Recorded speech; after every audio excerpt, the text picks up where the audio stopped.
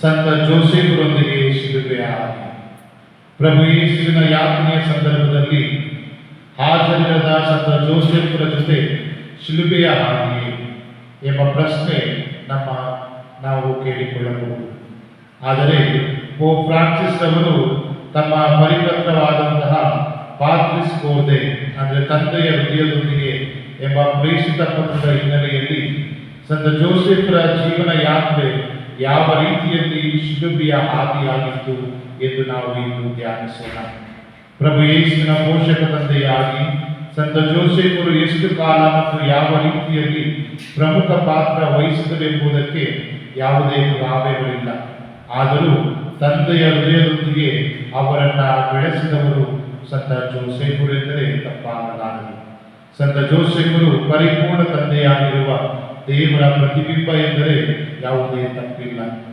Bible ಗ್ರಂಥದಲ್ಲಿ ಸಂತ ಜೋಸೆಫರ ಬಗ್ಗೆ ಲಭ್ಯವಿರುವ ಬಹಳ ವಿರಳವಾದರೂ ಪ್ರಭು ಯೇಸುವಿನಲ್ಲಿ ಕಂಡುಬರುವ ಸ್ವರ್ಗೀಯ ತಂದೆಯ ಗುಣಲಕ್ಷಣಗಳು ಅವರ ಪೋಷಕ ತಂದೆ ಸಂತ ಜೋಸೆಫರಲ್ಲೂ ಇದ್ದವು ಎಂಬುದಕ್ಕೆ ಅನೇಕ ಪುರಾವೆಗಳಿವೆ.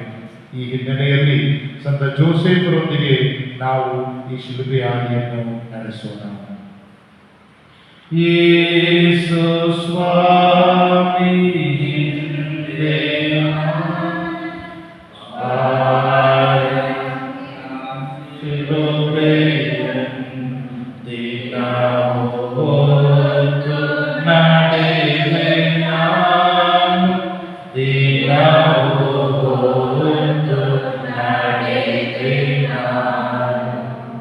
ಮೊದಲನೆಯ ಸ್ಥಳ ಯೇಸುವಿಗೆ ಮರಣದಂಡನೆ ವಿಧಿಸುತ್ತಾರೆ.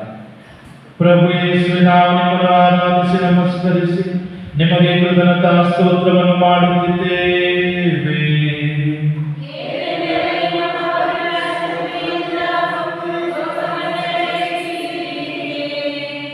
ತಮ್ಮ ವಿಚಾರಣೆಯ ವೇಳೆಯಲ್ಲಿ ಪ್ರಭು ಯೇಸು ತಮ್ಮ ತಂದೆಯ ಬಗ್ಗೆ ಮತ್ತು ಇಹಲೋಕದ ತಮ್ಮ ಬಹಿರಂಗ ಜೀವನದ ಬಗ್ಗೆ ಮಾತನಾಡಿದ್ದು ಬಿಟ್ಟರೆ ಮೌನವಾಗಿದ್ದೇ ಹೆಚ್ಚು.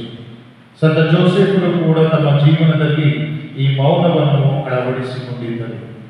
ಬೈಬಲ್ ಗ್ರಂಥವೂ ಕೂಡ ಅವರ ವಿಷಯದಲ್ಲಿ ಮೌನ ತಾಳುವುದನ್ನು ನಾವು ಗಮನಿಸಬಹುದು. ಅವರೊಬ್ಬ ನೀತಿವಂತ ವ್ಯಕ್ತಿಯಾಗಿದ್ದರು ಎಂಬುದನ್ನು ಬಿಟ್ಟರೆ ಬೇರೆ ಯಾವುದರ ಬಗ್ಗೆ ಪ್ರಸ್ತಾಪವೇ ಶುಭ ಸಂದೇಶಗಳಲ್ಲಿ ಇಲ್ಲ. ಆದರೆ ಅವರ ಈ ಮೌನ ಜೀವನವೇ ನಮಗೆ ಅವರ ಬಗ್ಗೆ ಸಾಕಷ್ಟು ವಿವರಗಳನ್ನು ನೀಡುತ್ತದೆ. ಆಧ್ಯಾತ್ಮಿಕ ದೃಷ್ಟಿಕೋನದಿಂದ ನೋಡುವುದಾದರೆ ನೀತಿವಂತ ಎಂಬ ಪದ ಕೇವಲ ಸತ್ಯ ಹಾಗೂ ಪ್ರಾಮಾಣಿಕ ಜೀವನಕ್ಕೆ ಮಾತ್ರ ಅನ್ವಯಿಸುವಂಥದ್ದಲ್ಲ, ಬದಲಾಗಿ ದೈವ ಭಯದಂತಹ ಉತ್ತಮ ಗುಣಗಳನ್ನು ಹೊಂದಿರುವ ವ್ಯಕ್ತಿಯ ಸಾತ್ವಿಕ ಜೀವನಕ್ಕೂ ಅನ್ವಯಿಸುತ್ತದೆ. ಸಂತ ಜೋಸೆಫರು ಈ ವರ್ಗಕ್ಕೆ ಸೇರಿದವರಾಗಿದ್ದರು. ಅಚ್ಚರಿಯೋ ಎಂಬಂತೆ ಪಿಲಾತನ ಪತ್ನಿಯೂ ಕೂಡ ಪ್ರಭು ಯೇಸುವನ ಕುರಿತು ಆ ಸತ್ಪುರುಷನ ತಂಟೆಗೆ ಹೋಗಬೇಡಿ ಎಂದು ಎಚ್ಚರಿಕೆಯನ್ನ ಕೊಡುವುದನ್ನು ನಾವು ಗಮನಿಸಬಹುದು. ಈ ವಿಶೇಷಣ ಪದವನ್ನ ಕೇವಲ ಯೇಸುವಿನ ಕುರಿತು ಮಾತ್ರವಲ್ಲ, ಸಂತ ಜೋಸೆಫರನ್ನು ಕುರಿತು ಬಳಸಲಾಗಿದೆ. ಏಕೆಂದರೆ ಮರಿಯ ವಿವಾಹಕ್ಕೆ ಮುನ್ನವೇ ಗರ್ಭವತಿಯಾಗಿದ್ದಾಳೆಂದು ಜೋಸೆಫರಿಗೆ ತಿಳಿದು ಬಂದಾಗ ಅವರು ತೆಗೆದುಕೊಂಡ ನಿಲುವು ಹಾಗೂ ಆದರ ಮಾಡುತ್ತಿರುವುದಕ್ಕೆ ಸಿಕ್ಕಬಿದ್ದ ಮಹಿಳೆಯನ್ನು ಜನರು ಯೇಸುವಿನ ಬಳಿಗೆ ಎಳೆದಂದು ನಿಲ್ಲಿಸಿದಾಗ ಯೇಸು ನೀಡಿದ ತೀರ್ಪು ಅನನ್ಯವಾದುದು. ಈ ಮೂಲಕ ನ್ಯಾಯಯುತ ತೀರ್ಪು ಎಂದರೆ ಕೇವಲ ಕಾನೂನನ್ನು ಗೌರವಿಸಿಯೋ ಅಥವಾ ಅದನ್ನು ಉಲ್ಲಂಘಿಸಿಯೋ ನೀಡುವ ಶಿಕ್ಷೆ ಮಾತ್ರವಲ್ಲ, ಬದಲಾಗಿ ಕರುಣೆಯಿಂದ ಕೂಡಿರುವ ದೀನ ಕಾರ್ಯ ಎಂಬುದನ್ನು ಅವರಿಬ್ಬರು ನಮಗೆ ತೋರ್ಪಡಿಸಿದರು. ಇತರರ ಬಗ್ಗೆ ತೀರ್ಪು ನೀಡುವ ಬರದಲ್ಲಿ ನಾವು ಪಿಲಾತನಂತೆ ವರ್ತಿಸಿದ್ದೇವೆಯೇ ಅಥವಾ ಪ್ರಭು ಯೇಸು ಮತ್ತು ಸಂತ ಜೋಸೆಫರಂತೆ ಕರುಣೆಯನ್ನು ತೋರಿದ್ದೇವೆಯೇ ಅವಲೋಕಿಸಿ ನೋಡೋಣ. ಪ್ರಭುವೇ, ಇತರರಿಗೆ ದಯೆ ಕರುಣೆಯಿಂದ ಕೂಡಿದ ದೈವಿಕ ನ್ಯಾಯವನ್ನು ನೀಡಲು ನಮಗೆ ಪ್ರೇರೇಪಿಸಿರಿ. ನಮ್ಮ ಮೇಲೆ ದಯೆ ತೋರಿ ಪ್ರಭು. ವಿಶ್ವಾಸಿಗಳ ಆತ್ಮಗಳು ಸರ್ವೇಶ್ವರ ಕೃಪೆಯಿಂದ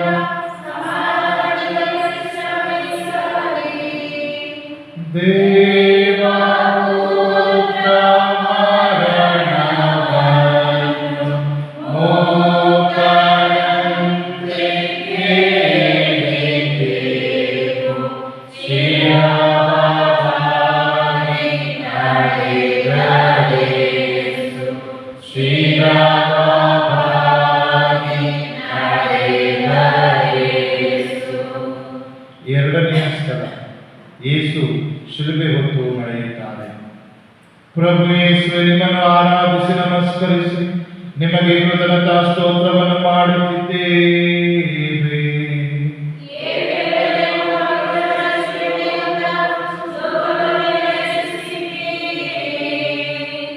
ಪ್ರಭು ಯೇಸು ಶಿಲುಬೆಯನ್ನು ಧೈರ್ಯದಿಂದ ಅಪ್ಪಿಕೊಂಡ ರೀತಿಯನ್ನು ನೋಡುವಾಗ ನ್ಯಾಯ ನೀತಿಯಿಂದ ಮತ್ತು ದೈವ ಭಯದಿಂದ ಜೀವಿಸುವ ವ್ಯಕ್ತಿಗಳು ಕೂಡ ಪಂಥಾವಹಾನಕ್ಕೆ ಎಡೆಮಾಡಿಕೊಡುವ ಹಾಗೂ ತೊಂದರೆ ತೊಡಕುಗಳಿಗೆ ಸಿಲುಕಿಕೊಳ್ಳುವ ಸನ್ನಿವೇಶವನ್ನು ಎದುರಿಸಬೇಕಾಗುತ್ತದೆ. ಕೆಲವೊಮ್ಮೆ ತಮ್ಮದಲ್ಲದ ತಪ್ಪಿಗೆ ಕಷ್ಟ ಅನುಭವಿಸಬೇಕಾಗುತ್ತದೆ ಎಂಬುದನ್ನು ಮರೆಯಕೂಡದು. ನೀತಿವಂತನೆಂಬ ಗೌರವಕ್ಕೆ ಪಾತ್ರನಾಗಿದ್ದ ಜೋಸೆಫರ ಜೀವನವೂ ಕೂಡ ಹಿಂದೊಮ್ಮೆ ಯಾವುದೇ ಅಡೆತಡೆ ಇಲ್ಲದೆ ಸುಗಮವಾಗಿಯೂ ಶಾಂತಿಯುತವಾಗಿಯೂ ಸಾಗಿತು. ಆದರೆ ಸುಂದರ ಯುವತಿಯೊಂದಿಗೆ ಅವರ ವಿವಾಹ ನಿಶ್ಚಿತಾರ್ಥವಾದ ನಂತರ ಅವರ ಜೀವನ ಚಕ್ರದ ದಿಕ್ಕೆ ಬದಲಾಗುವಂತಾಯಿತು. ಅವರ ಜೀವನದಲ್ಲಿಯೂ ಕೂಡ ಅನಿರೀಕ್ಷಿತವಾದ ಕಷ್ಟ ಕಾರ್ಪಣ್ಯಗಳು, ವೇದನೆ, ಭವನೆಗಳು ಒಂದರ ಮೇಲೊಂದರ ಮೇಲೆ ಬರತೊಡಗಿದವು. ಪ್ರಾಮಾಣಿಕ ವ್ಯಕ್ತಿ ಎನಿಸಿಕೊಂಡಿದ್ದ ಯಾವುದೇ ವ್ಯಕ್ತಿ ಒಪ್ಪಿಕೊಳ್ಳಲಾಗದಂತಹ ಸ್ಥಿತಿಗೆ ಸಂತ ಜೋಸೆಫರು ತಲುಪಿಬಿಟ್ಟಿದ್ದರು. ಆದರೆ ದೇವದೂತ ಅವರ ಕನಸಿನಲ್ಲಿ ಕಾಣಿಸಿಕೊಂಡು, ದಾವೀದ ವಂಶದ ಜೋಸೆಫರೇ, ಮರಿಯಳನ್ನು ನಿನ್ನ ಪತ್ನಿಯನ್ನಾಗಿ ಸ್ವೀಕರಿಸಲು ಅಂಜಬೇಡ ಎಂದಾಗ ಮರಿಯಳಂತೆ ಈಗೋ ನಾನು ದೇವರ ದಾಸಿ ಎಂದು ಮಾತಿನಲ್ಲಿ ಹೇಳದಿದ್ದರೂ ಅದನ್ನು ಕ್ರಿಯೆಯಲ್ಲಿ ಅವರು ಮಾಡಿ ತೋರಿಸಿದರು. ದೇವರ ಆಜ್ಞೆಗೆ ಶಿರವಾಗಿ ನಡೆದರು. ಈ ಮೂಲಕ ನಮ್ಮ ಜೀವನದಲ್ಲಿ ದೇವರ ಚಿತ್ತವನ್ನು ನೆರವೇರಿಸಬೇಕಾಗಿ ಬರುವಾಗ ಅದನ್ನು ನಿರಾಕರಿಸದೆ ಒಪ್ಪಿಕೊಳ್ಳುವ ರೀತಿಯನ್ನು ಪ್ರಭು ಯೇಸು ಮತ್ತು ಜೋಸೆಫರು ನಮಗೆ ಕಲಿಸುತ್ತಾರೆ. ನಮ್ಮಿಂದ ಇವರಿರುವರ ಹಾಗೆ ದೇವರ ಚಿತ್ತಕ್ಕೆ ಮಣಿಯಲು ಸಾಧ್ಯವೇ? ಪ್ರಭು ಯೇಸುವೆ, ನಮ್ಮ ಜೀವನದಲ್ಲೂ ಸಹ ನಿಮ್ಮಂತೆ ಸಂತ ಜೋಸೆಫರಂತೆ ದೇವರ ಚಿತ್ತಕ್ಕೆ ತಲೆಬಾಗಿ ನಡೆಯುವ ಧೈರ್ಯವನ್ನು ನಮಗೆ ಕರುಣಿಸಿರಿ. ನಮ್ಮ ಮೇಲೆ ದಯೆ ತೋರಿ ಪ್ರಭು.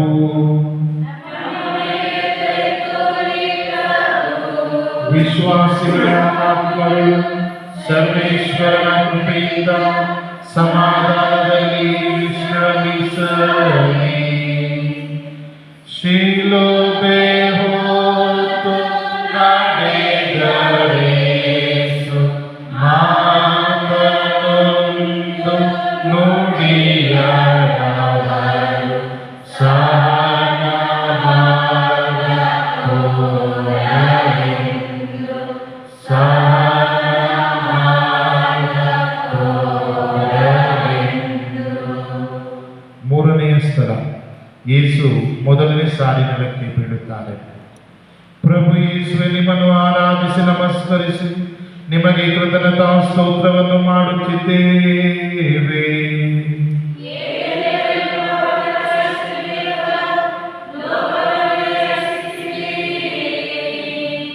ಕಲ್ವಾರಿ ಹಾದಿಯಲ್ಲಿ ಪ್ರಭು ಯೇಸು ನಿಜವಾಗಿಯೂ ನೆಲಕ್ಕೆ ಬಿದ್ದರು. ಆದರೆ ಬಿದ್ದ ತಕ್ಷಣವೇ ಎದ್ದು ಮುಂದೆ ನಡೆದರು. ಇಲ್ಲಿ ಪ್ರಭು ಯೇಸು ಎಷ್ಟು ಬಾರಿ ಬಿದ್ದರು? ಕೇವಲ 3 ಬಾರಿ ಮಾತ್ರವೇ ಎಂಬ ತರ್ಕ ಅವಶ್ಯಕವಿಲ್ಲ. ಆದರೆ ಬಿದ್ದ ಪ್ರತಿ ಸಲವೂ ಅವರು ಎದ್ದರು ಎಂಬ ಸತ್ಯ ನಾವು ಅರಿತುಕೊಳ್ಳಬೇಕು. ಬೈಬಲ್ ಗ್ರಂಥ ದಾಖಲಿಸುವಂತೆ ಸಂತ ಜೋಸೆಫರು ಕೂಡ ತಮ್ಮ ಜೀವನದಲ್ಲಿ 3 ಸಲ ಬಿದ್ದರು. ಪ್ರಭು ಯೇಸುವಿನಂತೆ ಅಕ್ಷರಶಃ ಅಲ್ಲದಿದ್ದರೂ ಅವರ ಬೀಳುವಿಕೆ ವಿಶೇಷವಾಗಿತ್ತು. ಮೊದಲು ಅವರು ಸಂದೇಹವೆಂಬ ಕೆಂಡದಲ್ಲಿ ಬಿದ್ದರು. ಆದರೆ ದೇವದೂತ ತಮ್ಮ ಯೋಜನೆಯನ್ನು ತಿಳಿಯಪಡಿಸಿ ಅವರ ಸಂದೇಶವನ್ನು ನಿವಾರಿಸಿದಾಗ, ಸಂದೇಹವನ್ನು ತೊಲಗಿಸಿದಾಗ ಅವರು ಆತ್ಮಸ್ಥೈರ್ಯದಿಂದ ಮುಂದೆ ಸಾಗಿದರು. ಎಚ್ಚೆತ್ತು ಜೋಸೆಫರು ದೇವದೂತನ ಆಜ್ಞಾನುಸಾರ ಮರಿಯಳನ್ನು ತನ್ನ ಪತ್ನಿಯನ್ನಾಗಿ ಸ್ವೀಕರಿಸಿದರು. ನಮಗೆ ಬರುವ ಶೋಧನೆಗಳ ಮೇಲೆ ಜಯ ಸಾಧಿಸಬೇಕಾದರೆ ನಮ್ಮ ಮುಂದಿರುವ ಪ್ರಬಲ ಅಸ್ತ್ರ ದೇವರ ವಾಕ್ಯ. ಅದನ್ನು ಆಲಿಸಿ ಪಾಲಿಸಲು ನಮ್ಮಿಂದ ಸಾಧ್ಯವಾಗುವುದಾದರೆ ಸೈತಾನನ ಮೇಲೆ ಗುಡತನ ಸಾಧಿಸಿದಂತೆಯೇ. ತಮಗೆ ಬಂದ ಶೋಧನೆಗಳನ್ನು ಪ್ರಭು ಯೇಸು ಎದುರಿಸಿದ್ದು ಇದೇ ದೇವರ ವಾಕ್ಯದ ತಂತ್ರದಿಂದಲೇ. ಈ ಲೌಕಿಕ ಜಗತ್ತು ಮತ್ತು ಪರಿಶೋಧಕ ಸೈತಾನ ನಾವು ಇತರರ ಮುಂದೆ ಒಳ್ಳೆಯವರೆಂದು ತೋರಿಸಿಕೊಳ್ಳಲು ನಾನಾ ರೀತಿಯ ಪ್ರಲೋಭನೆಗಳನ್ನು ನೀಡುತ್ತಾನೆ. ಈ ಪ್ರಲೋಭನೆಗಳಿಗೆ ನಾವು ಸುಲಭವಾಗಿ ಬೀಳುತ್ತಿದೆಯೇ, ಅಥವಾ ಜೋಸೆಫರಂತೆ ದೇವರ ನುಡಿಗಳಿಗೆ ಪ್ರಾಮಾಣಿಕವಾಗಿ ವಿಧೇಯರಾಗಿ ನಡೆದುಕೊಳ್ಳುತ್ತಾ ಇದ್ದೇವೆಯೇ? ಇಂದು ನಾವು ಪ್ರಭುವಿನಲ್ಲಿ ಕ್ಷಮೆ ಯಾಚಿಸೋಣ. ಸಂಶಯದ ಒಂದು ಬೀಳುವಿಕೆಗೆ ನಾವು ಒಳಪಟ್ಟ ಕ್ಷಣಗಳಿಗೆ ಪ್ರಭುವೇ, ನಾವು ಇತರರ ಮೇಲೆ ಸಂಶಯಪಟ್ಟ ಕ್ಷಣಗಳನ್ನು ಕ್ಷಮಿಸಿ. ಸಂತ ಜೋಸೆಫರಂತೆ ಹಾಗೂ ಯೇಸುವಿನಂತೆ ದೇವರ ವಾಕ್ಯವೆಂಬ ಅಸ್ತ್ರದಿಂದ ಸೈತಾನನ ಎಲ್ಲ ಶೋಧನೆಗಳನ್ನು ಜಯಿಸಲು ನಮಗೆ ಕಲಿಸಿರಿ. ನಮ್ಮ ಮೇಲೆ ದಯ ತೋರಿ ಪ್ರಭು.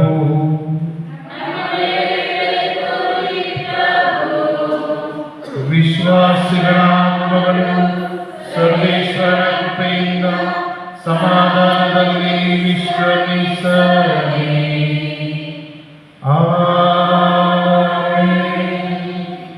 ಎನ್ನ ಪಾಪ ಏಚಿಸಿರುವುದು ಶಿಲುಬೆ ಮರದ ಭಾರವನ್ನು ತಾಳಲಾರೆ ಬಿದ್ದರವರು, ತಾಳಲಾರೆ ಬಿದ್ದರವರು. ನಾಲ್ಕನೆಯ ಸ್ಥಳ, ಯೇಸು ತಮ್ಮ ತಾಯಿಯನ್ನು ಎದುರುಗೊಳ್ಳುತ್ತಾರೆ. ಪ್ರಭು ಯೇಸುವೆ, ನಿಮ್ಮನ್ನು ಆರಾಧಿಸಿ ನಮಸ್ಕರಿಸಿ ನಿಮಗೆ ಕೃತಜ್ಞತಾ ಸ್ತೋತ್ರವನ್ನು ಮಾಡುತ್ತಿದ್ದೇವೆ.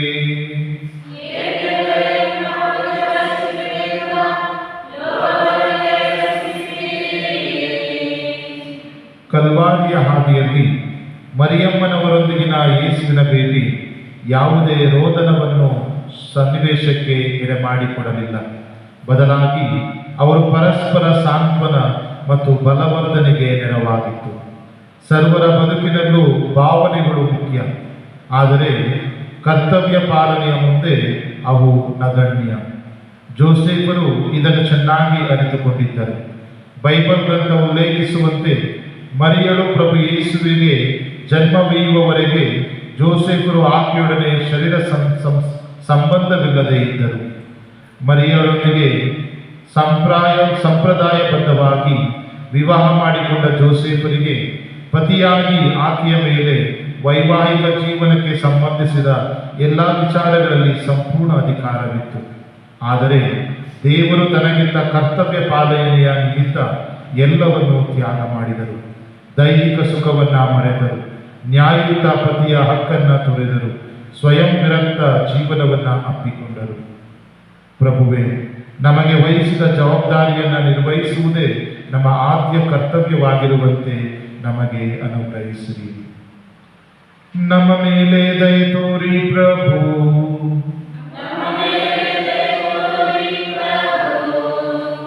ವಿಶ್ವಾಸಿಗಳ ಆತ್ಮಗಳು ಸರ್ವೇಶ್ವರ ಕೃಪೆಯಿಂದ ಸಮಾಧಾನದಲ್ಲಿ ವಿಶ್ರಮಿಸಲಿ.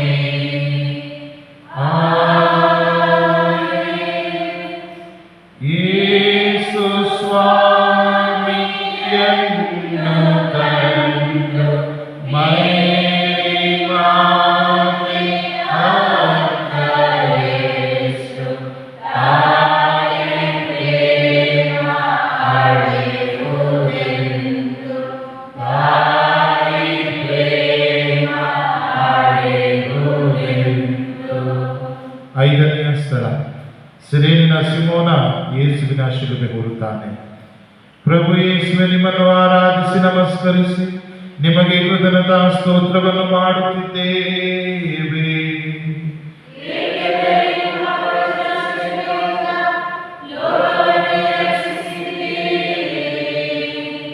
ಸ್ವಯಂ ಪ್ರೇರಿತವೋ ಅಥವಾ ಬಲವಂತವೋ ಏನೇ ಆಗಿರಲಿ, ದಿನವಿಡೀ ಹೊಲದಲ್ಲಿ ದುಡಿದು ಬಳಲಿ ಮನೆಗೆ ಹಿಂತಿರುಗುತ್ತಿದ್ದ ಸಿರೇನಿಯದ ಸಿಮೋನ ಎಂಬಾತ ಮಾತ್ರ ಯೇಸುವಿನ ಕಲ್ವಾರಿಯ ಪಯಣದಲ್ಲಿ ನೆರವಿನ ಹಸ್ತವನ್ನು ಚಾಚುತ್ತಾನೆ. ಬೆವರಿನ ಹನಿಯ ಬೆಲೆಯನ್ನು ಅರಿತವರು ಮಾತ್ರ ಇತರರ ನೋವಿನ ತೀವ್ರತೆಯನ್ನು ಅರಿಯಲು ಸಾಧ್ಯ. ಜೋಸೇಫರ ಬಗ್ಗೆ ಹೆಚ್ಚಿನ ಮಾಹಿತಿ ನಮಗೆ ತಿಳಿದಿರಲಿ ಅಥವಾ ಇಲ್ಲದಿರಲಿ, ಒಂದಂತೂ ಸತ್ಯ, ಅವರೋರ್ವ ಕಾರ್ಮಿಕರಾಗಿದ್ದರು. ಬಡಗಿಯ ಕೆಲಸ ಮಾಡುತ್ತಾ ಇದ್ದರು. ದಣಿವನ್ನ ಲೆಕ್ಕಿಸದೆ ದುಡಿಯುತ್ತಾ ಇದ್ದರು. ತಮ್ಮ ಬೆವರಿನ ಫಲವನ್ನು ಕುಟುಂಬದ ಇತರರ ಸದಸ್ಯರಿಗಾಗಿ ಗುಣಪಡಿಸಿದರು. ಹೀಗೆ ಓರ್ವ ಜವಾಬ್ದಾರಿಯುತ ಪತಿಯಾಗಿ, ತಂದೆಯಾಗಿ ಮಾಡಬೇಕಾದ ಎಲ್ಲವನ್ನ ವಹಿಸಿಕೊಂಡು ಅವುಗಳನ್ನು ಸಮರ್ಪಕವಾಗಿ ಸಂತ ಜೋಸೇಫರು ನಿರ್ವಹಿಸಿದರು. ಮಾತ್ರವಲ್ಲ, ತನ್ನ ಮಗ ಯೇಸು ಕೂಡ ತನ್ನ ಕೆಲಸದಲ್ಲಿ ಹೆಗಲು ಕೊಡುವಂತೆ ಮಾಡಿದರು. ಈ ಕಾರಣದಿಂದಲೇ ಮುಂದೊಂದು ದಿನ ನನ್ನ ಪಿತ ಸತತವೂ ಕಾರ್ಯನಿರತರು, ಅವರಂತೆಯೇ ನಾನು ಸದಾ ಕಾರ್ಯನಿರತನಾಗಿದ್ದೇನೆ ಎಂದು ಯೇಸು ಹೇಳಲು ಸಾಧ್ಯವಾಯಿತು. ದೇವತಂದೆಯ ಕಾರ್ಯ ಯೋಜನೆಗಳಲ್ಲಿ ಪ್ರಭು ಯೇಸು ಮತ್ತು ಜೋಸೇಫರು ಪಾಲುಗೊಂಡಂತೆ ನಮ್ಮಿಂದಲೂ ಕೂಡ ಅದು ಇತರರ ಕಷ್ಟಗಳಿಗೆ, ನಮ್ಮ ಕುಟುಂಬದ ಜವಾಬ್ದಾರಿಗಳನ್ನು ಹೊತ್ತು ಸಾಗಲು ಸಾಧ್ಯವೇ? ಪ್ರಭುವೇ, ನಾವು ಕೂಡ ನಿಮ್ಮಂತೆಯೇ ಸದಾ ಕಾರ್ಯ ಪ್ರವೃತ್ತರಾಗಿರಲು ನಮಗೆ ಕೆಲಸ ಕಾರ್ಯಗಳಲ್ಲಿ ನಿಷ್ಠೆ ಮತ್ತು ಪ್ರಾಮಾಣಿಕತೆಯನ್ನು ತೋರಲು ನಮಗೆ ಕಲಿಸಿರಿ. ನಮ್ಮ ಮೇಲೂ ದಯೆ ತೋರಿ ಪ್ರಭು.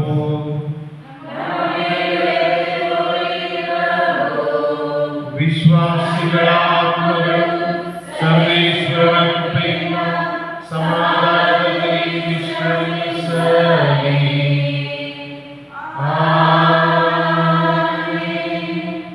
ಕಂಡು ಸ್ವಾಮಿ ಬಾಳು ಮನದಿ ಮರುಗಿ ಮುಂದೆ ಬಂದು ಶಿಲುಬೆ ಹೊರದು ನೆರವಾಗಿದ್ದನು. ಶಿಲುಬೆ ಹೊರದು ನೆರವಾಗಿದ್ದನು. ಆರನೆಯ ಸ್ಥಳ, ವೆರೋನಿಕಾ ಯೇಸುವಿನ ಪೂಜ್ಯ ಮುಖವನ್ನು ಆವರಿಸುತ್ತಾಳೆ. ಪ್ರಭು ಯೇಸುವೆ, ನಿಮ್ಮನ್ನು ಆರಾಧಿಸಿ ನಮಸ್ಕರಿಸಿ ನಿಮಗೆ ಕೃತಜ್ಞತಾ ಸ್ತೋತ್ರವನ್ನು ಮಾಡುತ್ತಿದ್ದೇವೆ.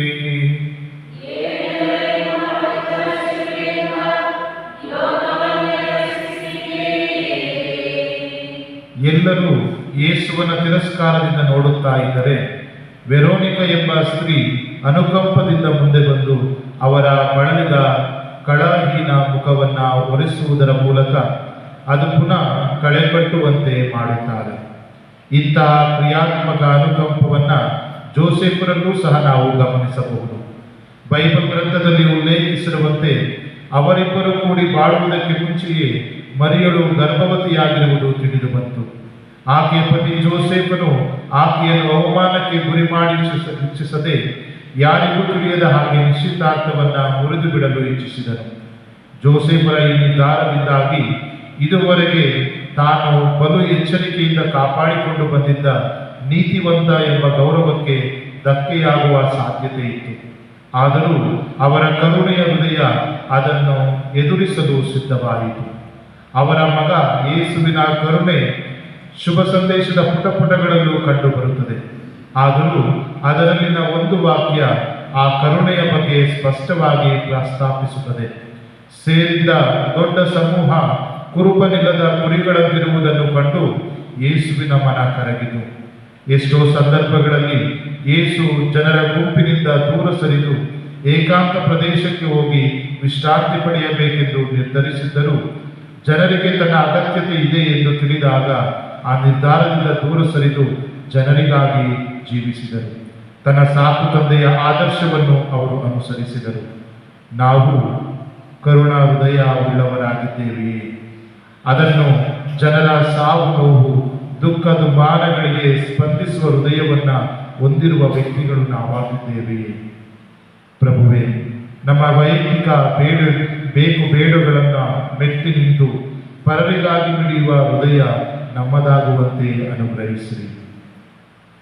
ನಮ್ಮ ಮೇಲೆ ದಯೆ ತೋರಿ ಪ್ರಭು. ವಿಶ್ವಾಸಿಗಳ ಆತ್ಮಗಳು ಸರ್ವೇಶ್ವರನ ಕೃಪೆಯಿಂದ ಸಮಾಧಾನದಲ್ಲಿ ವಿಶ್ರಮಿಸಲಿ.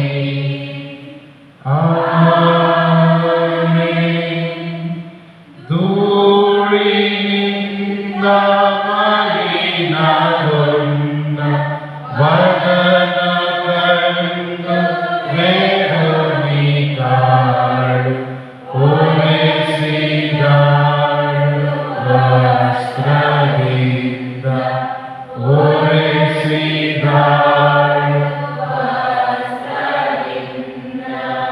ಏಳನೇ ಸ್ಥಳ, ಯೇಸು ಎರಡನೆಯ ಬಾರಿ ನೆಲಕ್ಕೆ ಬೀಳುತ್ತಾರೆ. ಪ್ರಭು ಯೇಸು, ನಿಮ್ಮನ್ನು ಆರಾಧಿಸಿ ನಮಸ್ಕರಿಸಿ ನಿಮಗೆ ಕೃತಜ್ಞತಾ ಸ್ತೋತ್ರವನ್ನು ಮಾಡುತ್ತಿದ್ದೇವೆ.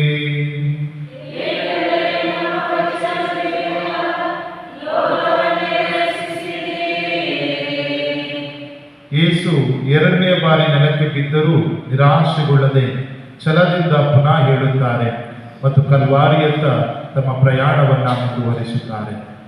ಎಲ್ಲ ಸಮಸ್ಯೆಗಳು ಬಗೆಹರಿದವು ಎಂದು ಭಾವಿಸಿ ನಿದ್ರೆಗೆ ಜಾರಿದ ಜೋಸೆಫರು ತಮಗರಿಯದೆ ಬೇಜವಾಬ್ದಾರಿಯುತ ಎಂಬ ಬಲೆಗೆ ಬೀಳುತ್ತಾರೆ. ಆದರೆ ತಕ್ಷಣ ಎಚ್ಚೆತ್ತು ದೇವರ ಕಾರ್ಯಯೋಜನೆಗೆ ಪುನಃ ಸಿದ್ಧರಾಗುವುದನ್ನು ಬೈಬಲ್ ಗ್ರಂಥ ಪ್ರಸ್ತಾಪಿಸುತ್ತದೆ. ಜೋಸೆಫ್ 7 ಮಗುವನ್ನ ತಾಯಿಯನ್ನ ಕರೆದುಕೊಂಡು ಈಜಿಪ್ಟ್ ದೇಶಕ್ಕೆ ಓಡಿ ಹೋಗು ಎಂಬ ದೇವದೂತನ ಎಚ್ಚರಿಕೆಯ ಮಾತುಗಳಿಗೆ ಅವರ ಕರ್ತವ್ಯ ಪ್ರಜ್ಞೆ ಜಾಗೃತಗೊಳ್ಳುತ್ತದೆ. ಜೋಸೆಫರು ಎಂದು ಉದ್ದೇಶಪೂರ್ವಕವಾಗಿ ತನಗೆ ವಹಿಸಿದ ಜವಾಬ್ದಾರಿಯಿಂದ ನುಣುಚಿಕೊಳ್ಳಲಿಲ್ಲ. ಬೇಕಾದರೆ ಸ್ವತಃ ದೇವರೇ ತಮ್ಮ ಪುತ್ರನನ್ನ ಕಾಪಾಡಿಕೊಳ್ಳಲಿ ಎಂದುಕೊಂಡು ತಮ್ಮ ಹೊಣೆಗಾರಿಕೆಯನ್ನು ದೇವರ ಮೇಲೆ ಹೊರಿಸಲಿಲ್ಲ.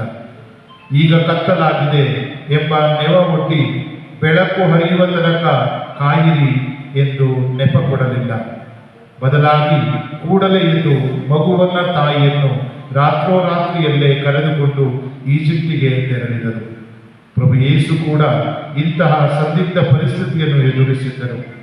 ಶೋಧನೆಯ ಸಂದರ್ಭದಲ್ಲಿ ಕೆಳಕ್ಕೆ ಧುಮುಕು, ದೇವರೇ ತಮ್ಮ ದೂತರ ಮೂಲಕ ನಿನ್ನನ್ನು ಕಾಪಾಡುವರು ಎಂದು ತನ್ನ ಮಾತಿನಿಂದ ಯೇಸು ಸೈತಾನನು ಶೋಧನೆಗೆ ಒಳಪಡಿಸಿದಾಗ ಯೇಸು ದೇವರ ಯೋಜನೆಯಿಂದ ದೂರ ಸರಿಯದೆ ಸೈತಾನನನ್ನ ನನ್ನಿಂದ ತೊಲಗು ಎಂದು ದೂರ ಕಳಿಸಿದರು.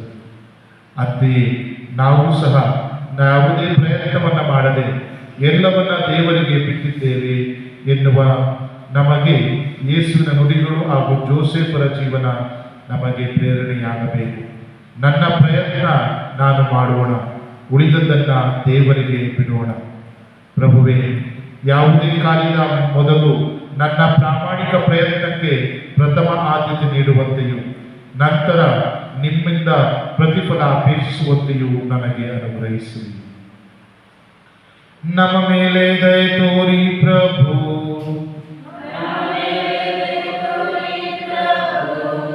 ವಿಶ್ವಾಸಿಗಳ ಆತ್ಮಗಳು ಸರ್ವೇಶ್ವರನ ಕೃಪೆಯಿಂದ ಸಮಾಧಾನದಲ್ಲಿ ವಿಶ್ರಮಿಸಲಿ. ಆಮೆನ್. ಜಗದ ಪಾಪ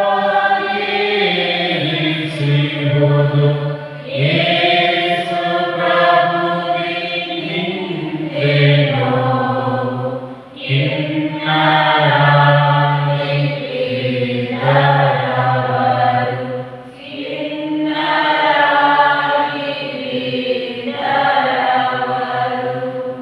ಎಂಟನೆಯ ಸ್ಥಳ, ಜೆರುಸಲೇಮಿನ ಸ್ತ್ರೀಯರಿಂದ ಯೇಸು ಸಾಂತ್ವನ ನೀಡುತ್ತಾರೆ. ಪ್ರಭು ಯೇಸುವೆ, ನಿಮ್ಮನ್ನು ಆರಾಧಿಸಿ ನಮಸ್ಕರಿಸಿ ನಿಮಗೆ ಕೃತಜ್ಞತ ಸ್ತೋತ್ರವನ್ನು ಮಾಡುತ್ತಿದ್ದೇವೆ.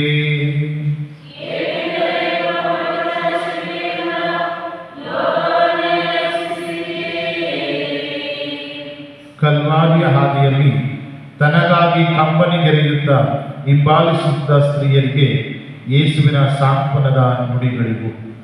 ಜೆರುಸಲೇಮಿನ ಕುವರಿಯರೇ, ನನಗಾಗಿ ಅಳಬೇಡಿರಿ, ನಿಮಗಾಗಿಯೂ ನಿಮ್ಮ ಪಾಪಗಳಿಗಾಗಿಯೂ ಅಳಿರಿ. ಇಲ್ಲೊಂದು ಗುಪ್ತ ಸಂದೇಶವಿದೆ. ಏನೂ ಮಾಡದೆ ವಿನಾಕಾರಣ ಅಳುವುದರಿಂದ ಯಾವುದೇ ಪ್ರಯೋಜನವಿಲ್ಲ. ಮರಿಯಳನ್ನು ತನ್ನ ಪತ್ನಿ ಎಂದು ಒಪ್ಪಿಕೊಂಡ ಜೋಸೇಫರು ಓರ್ವ ಪತಿಯಾಗಿ, ತಂದೆಯಾಗಿ, ಯಹೂದ್ಯ ಪ್ರಜೆಯಾಗಿ ತನ್ನ ಕರ್ತವ್ಯಗಳೇನೆಂಬುದನ್ನು ಚೆನ್ನಾಗಿ ಅರಿತಿದ್ದರು. ಮಾತ್ರವಲ್ಲ, ಅವುಗಳನ್ನು ನಿಷ್ಠೆ ಹಾಗೂ ಪ್ರಾಮಾಣಿಕತೆಯಿಂದ ಪಾಲಿಸುತ್ತಾ ಇದ್ದರು.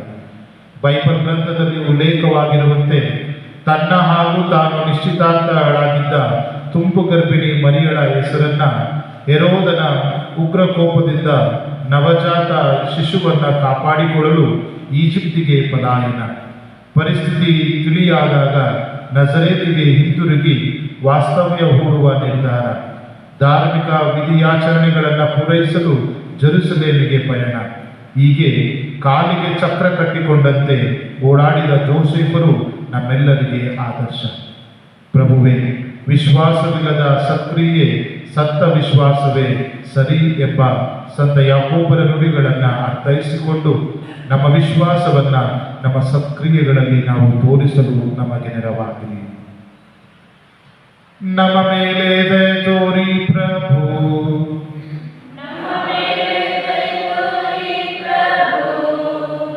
ವಿಶ್ವಾಸಿಗಳ ಆತ್ಮಗಳು ಸರ್ವೇಶ್ವರನ ಕೃಪೆಯಿಂದ ಸಮಾಧಾನದಲ್ಲಿ ವಿಶ್ರಮಿಸಲಿ. ಆಮೆನ್. ಎನ್ನ ಕಂಡು ಅಳುವುದೇಕೆ, ಅಳಿರಿ ನಿಮ್ಮ ಪಾಪಗಳಿಗೆ, ಓದೆಯಿತ ಎಲ್ಲ ಜನಕ್ಕೆ, ಓದೆಯಿತ ಎಲ್ಲ ಜನಕ್ಕೆ. ಒಂಬತ್ತನೆಯ ಸ್ಥಳ, ಯೇಸು ಮೂರನೇ ಬಾರಿ ನೆಲಕ್ಕೆ ಬೀಳುತ್ತಾರೆ. ಪ್ರಭು ಯೇಸುವೆ, ನಿಮ್ಮನ್ನು ಆರಾಧಿಸಿ ನಮಸ್ಕರಿಸಿ ನಿಮಗೆ ಕೃತಜ್ಞತಾ ಸ್ತೋತ್ರವನ್ನು ಮಾಡುತ್ತಿದ್ದೇವೆ.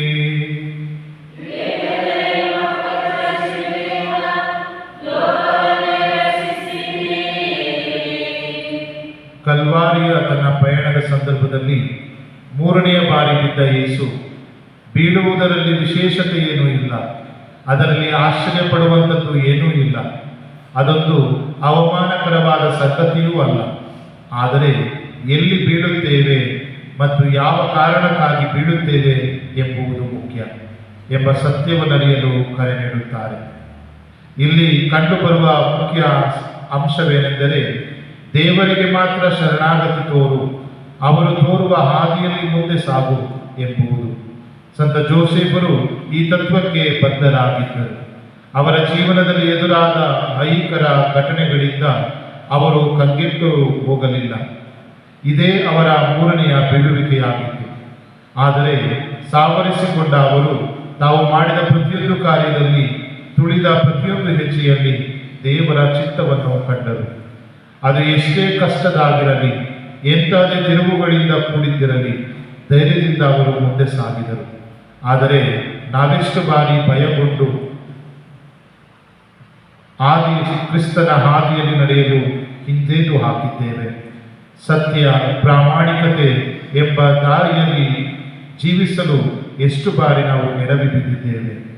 ಪ್ರಭುವೇ, ಗೊಂದಲ, ಅನಿಶ್ಚಿತೆಗಳ ಸಂದರ್ಭದಲ್ಲಿ ನೀವು ತೋರುವ ಸತ್ಯ, ನ್ಯಾಯ, ನೀತಿ, ಪ್ರೀತಿ, ಕ್ಷಮೆ ಎಂಬ ದಾರಿಯಲ್ಲಿ ಸಾಗಲು ನಮಗೆ ನೆರವಾಗಿ.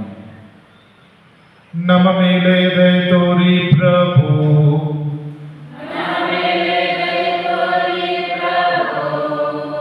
ವಿಶ್ವಾಸಿಗಳ ಆತ್ಮಗಳು ಸರ್ವೇಶ್ವರನ ಕೃಪೆಯಿಂದ ಸಮಾಧಾನದಲ್ಲಿ ವಿಶ್ರಮಿಸಲಿ.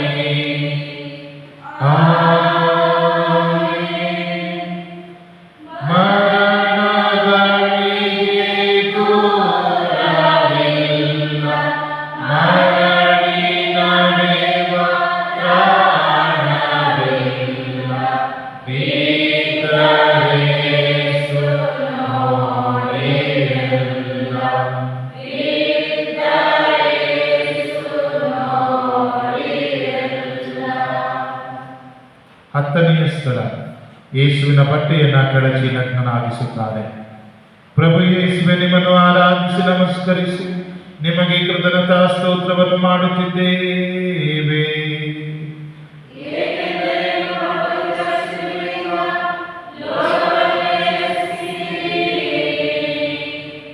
ವಿವಸ್ತ್ರರಾದ ಯೇಸು ತ್ಯಾಗದ ಸಂಕೇತವಾಗಿದ್ದಾರೆ. ಭುವಿಯ ಎಲ್ಲದರ ಮೇಲೆ ಪ್ರಭುತ್ವ ಹೊಂದಿದ್ದ ಯೇಸು ತನ್ನಲ್ಲಿದ್ದ ಏಕೈಕ ವಸ್ತ್ರವನ್ನು ನೀಡುವುದರ ಮೂಲಕ ಸ್ವಗೌರವವನ್ನು ಕೂಡ ತ್ಯಾಗ ಮಾಡಿದರು.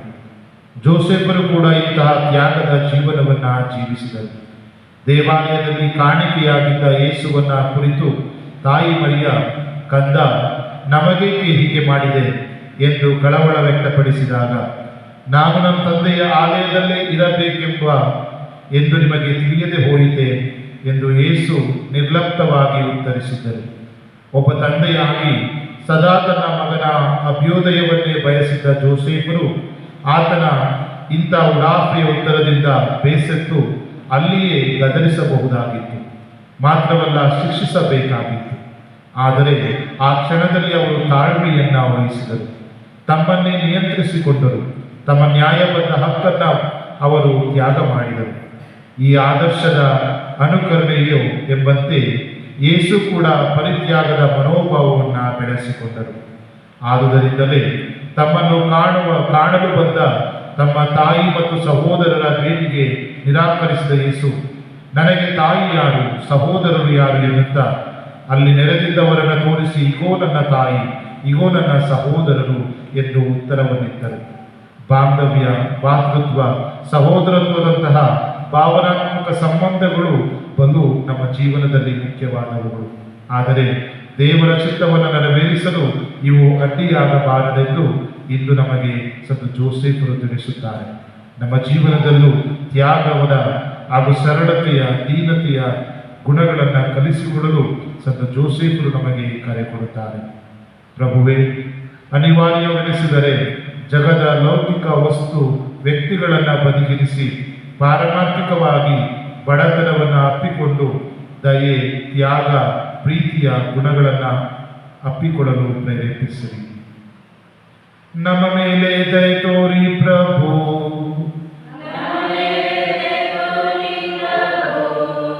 ವಿಶ್ವಾಸಿಗಳ ಆತ್ಮಗಳು ಸರ್ವೇಶ್ವರನ ಕೃಪೆಯಿಂದ ಸಮಾಧಾನದಲ್ಲಿ ವಿಶ್ರಮಿಸಲಿ.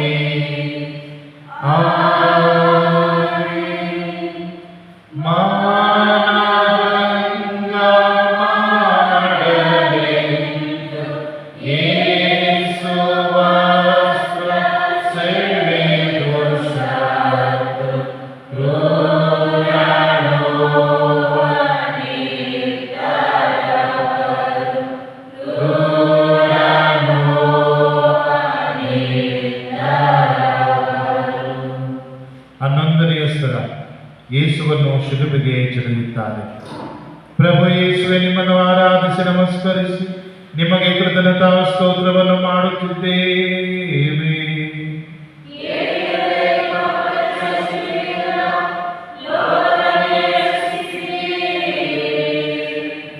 ಯೇಸುವಿನ ಶಿಲುಬೆಯ ಮರಣ, ಸ್ಥಿರಚಿತ್ತ ಹಾಗೂ ಅವಿರತ ಯತ್ನ ನಮ್ಮಲ್ಲಿರಬೇಕಾದ ಮುಖ್ಯ ಗುಣಲಕ್ಷಣ ಎಂಬ ಸತ್ಯವನ್ನು ಸಾರಿ ಹೇಳುತ್ತಿದೆ. ಶಿಲುಬೆಯಿಂದ ಕೆಳಗಿಳಿದು ಬಾ ಎಂದು ಮೂದಲಿಕೆಗೆ ಉತ್ತರವಾಗಿ ಯೇಸು ಸುಲಭವಾಗಿ ಅದನ್ನು ಮಾಡಿ ತೋರಿಸಿ ವಿರೋಧಿಗಳ ಬಾಯಿಗಳನ್ನು ಮುಚ್ಚಿಸಬಹುದಾಗಿತ್ತು.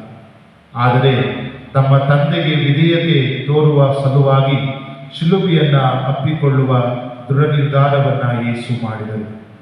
ಸಂತ ಜೋಸೆಫರ ಜೀವನದಲ್ಲಿಯೂ ಕೂಡ ಅಲ್ಲಿಂದ ಮೇಲಿಂದ ಮೇಲೆ ಇಕ್ಕಟ್ಟು ಬಿಕ್ಕಟ್ಟುಗಳು ಬಂದೆರಗುವುದನ್ನು ನಾವು ಕಾಣಬಹುದು. ಅವಿವಾಹಿತ ಮರಿಯಳ ಗರ್ಭಧಾರಣೆ ಜೋಸೆಫರಿಗೆ ನೀಡಿದ ಮೊದಲ ಹೊಡೆತವಾಗಿದೆ.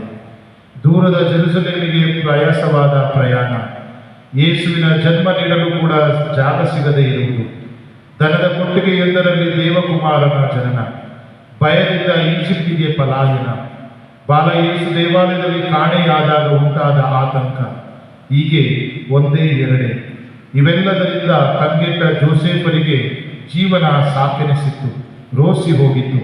ಸಾಕಪ್ಪ, ಇದು ನನ್ನಿಂದ ಇನ್ನು ಆಗುವುದಿಲ್ಲ ಎಂದು ಕೈಚೆಲ್ಲಿ ಅವಳು ಕುಳಿತುಕೊಳ್ಳಬಹುದಾಗಿತ್ತು. ಆದರೆ ನೀತಿವಂತ ಹಾಗೂ ದೈವಭಕ್ತರಾಗಿದ್ದ ಅವರು ಧೃತಿಗೆಡಲಿಲ್ಲ. ಬದಲಾಗಿ ಶಾಂತಚಿತ್ತತೆಯನ್ನು ಕಾಯ್ದುಕೊಂಡು ದೃಢ ಸಂಕಲ್ಪ ಮಾಡಿದರು. ಲೋಕರಕ್ಷಕನ ರಕ್ಷಣೆಗೆ ಟೊಂಕ ಕಟ್ಟಿ ನಿಂತರು. ತಮ್ಮ ಪಾಲಿಗೆ ಬಂದ ಶಿಲುಬೆಗಳನ್ನು ಅವರು ಅಪ್ಪಿಕೊಂಡರು. ಪ್ರಭು ಯೇಸು ಹಾಗೂ ಸಂತ ಜೋಸೆಫರಂತೆ ನಾವು ಕೂಡ ದೃಢಚಿತ್ತರಾಗಿದ್ದೇವೆಯೇ, ಅಥವಾ ಅಂಜುಬೂರಕರಾಗಿ ನಮ್ಮ ಜೀವನದಲ್ಲಿ ನಾವು ದೇವರ ವಾಕ್ಯದಂತೆ ಜೀವಿಸಲು ಮರೆತಿದ್ದೇವೆಯೇ?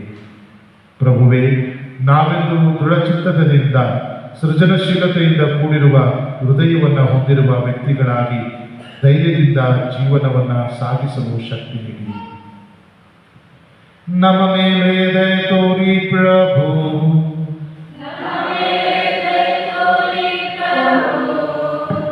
ವಿಶ್ವಾಸಗಳ ಆತ್ಮಗಳು ಸರ್ವೇಶ್ವರನ ಕೃಪೆಯಿಂದ ಸಮಾಧಾನದಲ್ಲಿ ವಿಶ್ರಮಿಸಲಿ.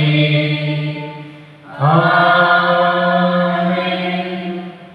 ಮರದ ತೋಲೆ ತಳ್ಳಿದೆಯ ಕೈ ಕಾಲುಗಳನ್ನು ಅವರ ಜಡಿದರವರು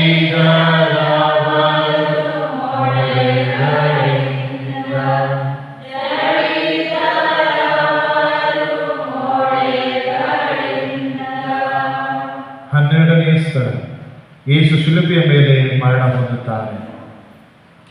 ಪ್ರಭು ಯೇಸುವೆ, ನಿಮ್ಮನ್ನು ಆರಾಧಿಸಿ ನಮಸ್ಕರಿಸಿ ನಿಮಗೆ ಕೃತಜ್ಞತಾ ಸ್ತೋತ್ರವನ್ನು ಮಾಡುತ್ತಿದ್ದೇವೆ.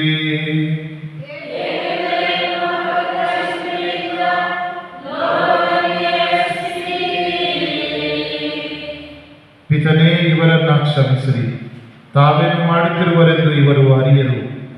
ಶಿಲುಬೆಯ ಮೇಲಿದ್ದ ಯೇಸುವಿನ ಎಂಥ ನುಡಿಗಳು ನಮಗೆ ಮಾರ್ಗದರ್ಶನವಾಗಿವೆ. ದುರದೃಷ್ಟವಶ ದೇವರೊಂದಿಗಿನ ನಮ್ಮ ಬಾಂಧವ್ಯದಲ್ಲಿ ನಾವು ಸ್ವಾರ್ಥಿಗಳೇ ಆಗಿದ್ದೇವೆ. ತೀರಾ ಅಗತ್ಯದ ಸಂದರ್ಭದಲ್ಲಿ ಮಾತ್ರ ಅವರನ್ನು ನೆನೆಸಿಕೊಳ್ಳುವುದು ನಾವು. ನಮ್ಮ ಜೀವನವೆಂಬ ನೌಕೆ ಸುಗಮವಾಗಿ ಸಾಗುತ್ತಿರುವಾಗ ಸುಲಭವಾಗಿ ಮರೆತು ಬಿಡುತ್ತೇವೆ. ದೈನಂದಿನ ಪ್ರಾರ್ಥನೆಗೆ ಆದ್ಯತೆ ನೀಡುವ ನಾವು ಸಾಧಾರಣವಾಗಿ ನಮಗಾಗಿ, ನಮ್ಮ ಕುಟುಂಬಗಳಿಗಾಗಿ, ಹೆಚ್ಚೆಂದರೆ ನಮ್ಮ ಬಂಧು ಮಿತ್ರರಿಗಾಗಿ, ಹಿತಚಿಂತಕರಿಗಾಗಿ ನಾವು ಪ್ರಾರ್ಥಿಸುತ್ತೇವೆ. ಆದರೆ ನಮ್ಮ ಶತ್ರುಗಳಿಗಾಗಿ, ನಮ್ಮನ್ನು ವಿರೋಧಿಸುವವರಿಗಾಗಿ ನಾವು ಎಂದಾದರೂ ಪ್ರಾರ್ಥಿಸಿದ್ದೇವೆಯೇ? ಅಥವಾ ಇತರರು ಪ್ರಾರ್ಥಿಸುವುದನ್ನು ನೋಡಿದ್ದೇವೆಯೇ? ಇತರರಿಗಾಗಿ, ಅದರಲ್ಲೂ ವಿಶೇಷವಾಗಿ ನಮ್ಮ ವಿರೋಧಿಗಳಿಗಾಗಿ ಪ್ರಾರ್ಥಿಸುವುದು ಬಹಳ ಕಷ್ಟ. ಆದರೆ ಯೇಸು ಪರರಿಗಾಗಿ ತಾವು ಮರಣಾವಸ್ಥೆಯಲ್ಲಿರುವಾಗಲೂ ತಮ್ಮ ಪಿತನಲ್ಲಿ ಪ್ರಾರ್ಥಿಸುತ್ತಾರೆ. ಸಂತ ಜೋಸೆಫರು ತಮ್ಮ ಮರಣದ ನಂತರವೂ ನಮಗಾಗಿ ಪ್ರಾರ್ಥಿಸುತ್ತಾ ಇದ್ದಾರೆ. ಇತಿಹಾಸದ ಪುಟಗಳನ್ನು ತೆರೆದು ನೋಡಿದರೆ ಹಾಗೂ ಸಂಪ್ರದಾಯಗಳ ಅಧ್ಯಯನ ಮಾಡಿದರೆ ಇದು ಎಷ್ಟು ಸತ್ಯ ಎಂದು ನಾವು ಅರಿತುಕೊಳ್ಳುತ್ತೇವೆ. ಸಂತ ಜೋಸೆಫರಲ್ಲಿ ಭಿನ್ನಯಿಸಿದ ಯಾರೂ ಸಹ ನಿರಾರ್ಥಕವಾಗಿ ತೆರಳಿದ ನಿದರ್ಶನಗಳೇ ಇಲ್ಲ ಎಂದು ಅವಿಲ್ಲದ ಸಂತ ತೆರೇಸರವರು ನುಡಿಯುತ್ತಾರೆ. ಹಲವಾರು ಸಂತರು ಇದನ್ನು ಪುನರುಚ್ಚರಿಸುತ್ತಾರೆ. ಸಂತ ಜೋಸೆಫರು ಸ್ವರ್ಗೀಯ ವರದಾನಗಳನ್ನು ತಂದುಕೊಡುವ ಶ್ರೇಷ್ಠ ಮಧ್ಯವರ್ತಿಗಳಾಗಿದ್ದಾರೆ. ಪ್ರಭು ಯೇಸು ಮತ್ತು ಜೋಸೆಫರು ಇತರರಿಗಾಗಿ ಪ್ರಾರ್ಥಿಸುವುದು ಹೇಗೆ ಎಂಬುದನ್ನು ನಮಗೆ ಕಲಿಸಿಕೊಡುವ ಗುರುಗಳಾಗಿದ್ದಾರೆ. ನಮ್ಮನ್ನು ನಾವು ಅವಲೋಕಿಸಿ ನೋಡೋಣ. ಎಂದಾದರೂ ನಾನು ನನ್ನ ಶತ್ರುವಿಗಾಗಿ ಪ್ರಾರ್ಥಿಸಿದ್ದೇನೆಯೇ ಅಥವಾ ನನ್ನ ನೆರೆಹೊರೆಯವರಿಗಾಗಿ ಪ್ರಾರ್ಥಿಸಿದ್ದೇನೆಯೇ? ಪ್ರಭುವೇ, ಇತರರಿಗಾಗಿ ಪ್ರಾರ್ಥಿಸುವ ಶಕ್ತಿಯನ್ನ, ಗುಣವನ್ನ ನನಗೆ ಕರುಣಿಸಿರಿ. ನಮ್ಮ ಮೇಲೆ ದಯೆ ತೋರಿ ಪ್ರಭು.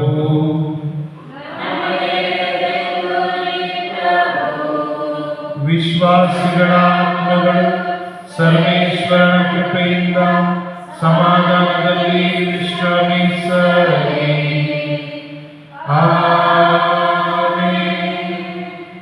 ಶಿಲುಬೆ ಮೇಲೆ ಸತ್ತರೇಸು ಬಳಲಿ ಬಳಲಿ ಮೂರು ತಾಸು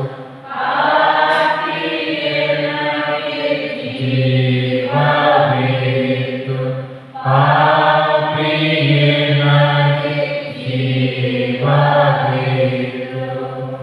13ನೇ ಸ್ಥಳ, ಯೇಸುವಿನ ಪಾರ್ಥಿವ ಶರೀರವನ್ನು ಮಾತೆ ಮರಿಯಳ ಮಡಿಲಿನಲ್ಲಿ ಇಡುತ್ತಾರೆ.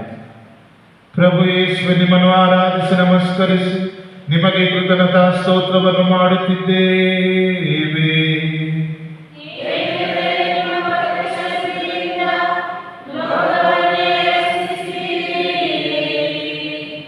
ಈ ಸ್ಥಳ ಇಬ್ಬರು ವ್ಯಕ್ತಿಗಳನ್ನು ನಮ್ಮ ಕಣ್ಣ ಮುಂದೆ ಇರಿಸುತ್ತದೆ. ಅವರೇ ಯೇಸು ಹಾಗೂ ಮಾತೆ ಮರಿಯ. ಈಯದಲ್ಲಿ ಸಾರ್ಥಕ ಬದುಕನ್ನ ಬಾಳಿ ಆದರ್ಶವನ್ನ ತೋರಿದವರು. ಅದು ಕೂಡ ಎಲ್ಲವೂ ಮುಗಿಯಿತು ಎಂದು ತೃಪ್ತಿಯಿಂದ ಹೇಳುವಷ್ಟರ ಮಟ್ಟಿಗೆ. ಆ ಹೊತ್ತಿಗಾಗಲೇ ತನ್ನ ಪತಿ ಜೋಸೆಫರನ್ನ ಕಳೆದುಕೊಂಡು ಒಂಟಿಯಾಗಿದ್ದ ಮರಿಯಳಿಗೆ ಈಗ ತನ್ನ ಏಕೈಕ ಆಶ್ರಯಾಗಿದ್ದ ತನ್ನ ಪುತ್ರನನ್ನೂ ಕಳೆದುಕೊಂಡು ಆತನ ಪಾರ್ಥಿವ ಶರೀರವನ್ನು ತನ್ನ ಮಡಿಲಿನಲ್ಲಿಟ್ಟುಕೊಂಡು ರೋಧಿಸಬೇಕಾದ ದುಸ್ಥಿತಿ ಬಂದೊದಗಿತ್ತು. ಇನ್ನೇನು ಉಳಿದಿಲ್ಲ, ಎಲ್ಲವೂ ಮುಗಿಯಿತು ಎಂಬ ನಿರಾಶೆ ಹಾಗೂ ಹತಾಶೆ ಬಲವಾಗಿ ಕಾಡಿತು. ಆದರೆ ನಿಧಾನವಾಗಿ ಸಾವರಿಸಿಕೊಂಡ ಆಕೆ ಹೊಸ ಜವಾಬ್ದಾರಿಯೊಂದನ್ನು ವಹಿಸಿಕೊಳ್ಳುವ ನಿರ್ಧಾರ ಮಾಡಿದರು. ಭಯದಿಂದ ಕಂಗೆಟ್ಟು ಚದುರಿ ಹೋಗಿದ್ದ ತನ್ನ ಪುತ್ರನ ಶಿಷ್ಯರೆಲ್ಲರನ್ನ ಒಂದು ಕಡೆ ಒಂದುಗೂಡಿಸಿದರು. ಆದಿ ಧರ್ಮಸಭೆಯ ಉಗಮಕ್ಕೆ ಕಾರಣರಾದರು. ಆದ್ದರಿಂದಲೇ ವಿಶ್ವ ಧರ್ಮಸಭೆ ಆಕೆಯನ್ನು ಧರ್ಮಸಭೆಯ ತಾಯಿ ಎಂದು ಗೌರವಿಸುತ್ತದೆ. ಒಂದು ಒಳ್ಳೆಯ ಮರಣ ಎಂದಾಕ್ಷಣ ಮೊದಲು ನಮ್ಮ ಕಣ್ಣ ಮುಂದೆ ಬರುವುದೇ ಸಂತ ಜೋಸೆಫರು. ಅವರ ಮರಣದ ಸಂದರ್ಭದಲ್ಲಿ ಲೋಕರಕ್ಷಕರಾದ ಪ್ರಭು ಯೇಸು ಹಾಗೂ ಈ ಲೋಕರಕ್ಷಕರ ತಾಯಿಯಾದ ಮರಿಯಮ್ಮನವರು ಕೂಡ ಇದ್ದರು ಎಂಬ ಮಾತು ಇಂದಿಗೂ ಕೂಡ ಪ್ರಚಲಿತದಲ್ಲಿದೆ. ಅಂದು ಮರಿಯಳಿಗೆ ತಕ್ಕ ಪತಿಯಾಗಿ ಯೇಸುವಿಗೆ ಆದರ್ಶ ತಂದೆಯಾಗಿದ್ದ ಜೋಸೆಫರು ಇಂದು ನಮ್ಮೆಲ್ಲರಿಗೆ ಆದರ್ಶ ಪತಿಯಾಗಿಯೂ ಆದರ್ಶ ತಂದೆಯಾಗಿಯೂ ನೆನಪಿನಾಳದಲ್ಲಿ ಉಳಿಯುತ್ತಾರೆ. ತಮಗೆ ವಹಿಸಿದ ಪಾತ್ರವನ್ನ ಸರಿಯಾಗಿ ನಿರ್ವಹಿಸಿದ ಅವರು ಸಂತೃಪ್ತ ಭಾವದಿಂದ ತಂದೆ ದೇವರ ಬಳಿಗೆ ಹೋಗಿದ್ದಾರೆ.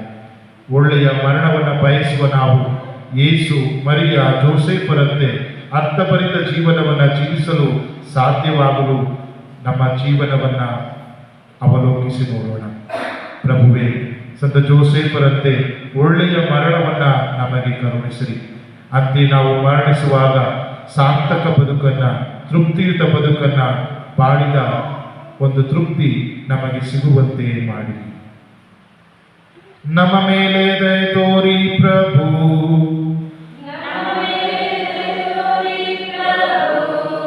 ವಿಶ್ವಾಸಿಗಳ ಆತ್ಮಗಳು ಸರ್ವೇಶ್ವರನ ಕೃಪೆಯಿಂದ ಸಮಾಧಾನದಲ್ಲಿ ವಿಶ್ರಮಿಸಲಿ.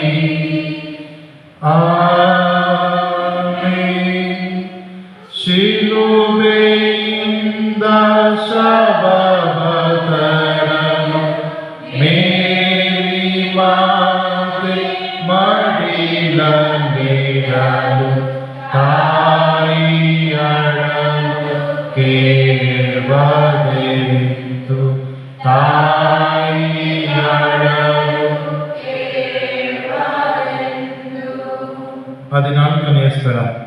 ಯೇಸುವಿನ ಪೂಜ್ಯ ಶರೀರವನ್ನು ಭೂಸ್ಥಾಪನೆ ಮಾಡುತ್ತಾರೆ. ಪ್ರಭು ಯೇಸುವೆ, ನಿಮ್ಮನ್ನು ಆರಾಧಿಸಿ ನಮಸ್ಕರಿಸಿ ನಿಮಗೆ ಕೃತಜ್ಞತಾ ಸ್ತೋತ್ರವನ್ನು ಮಾಡುತ್ತಿದ್ದೇವೆ.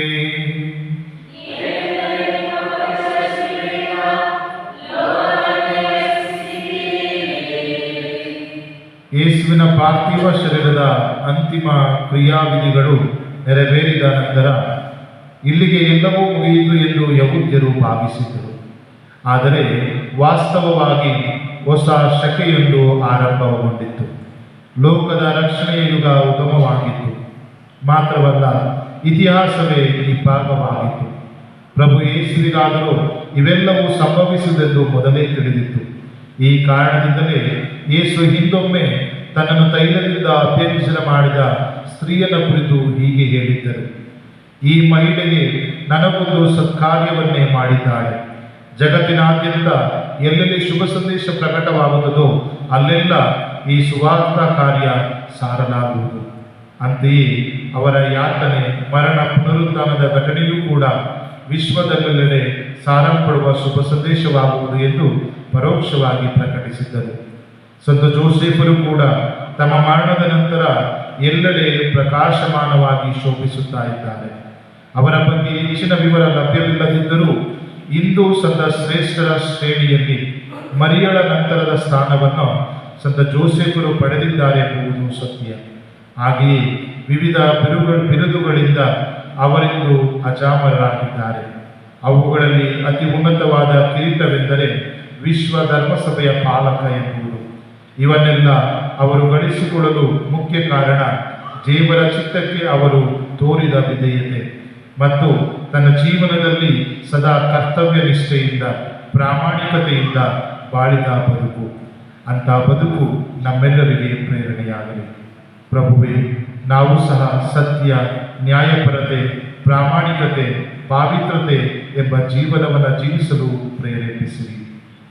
ನಮ್ಮ ಮೇಲೂ ದಯ ತೋರಿ ಪ್ರಭು.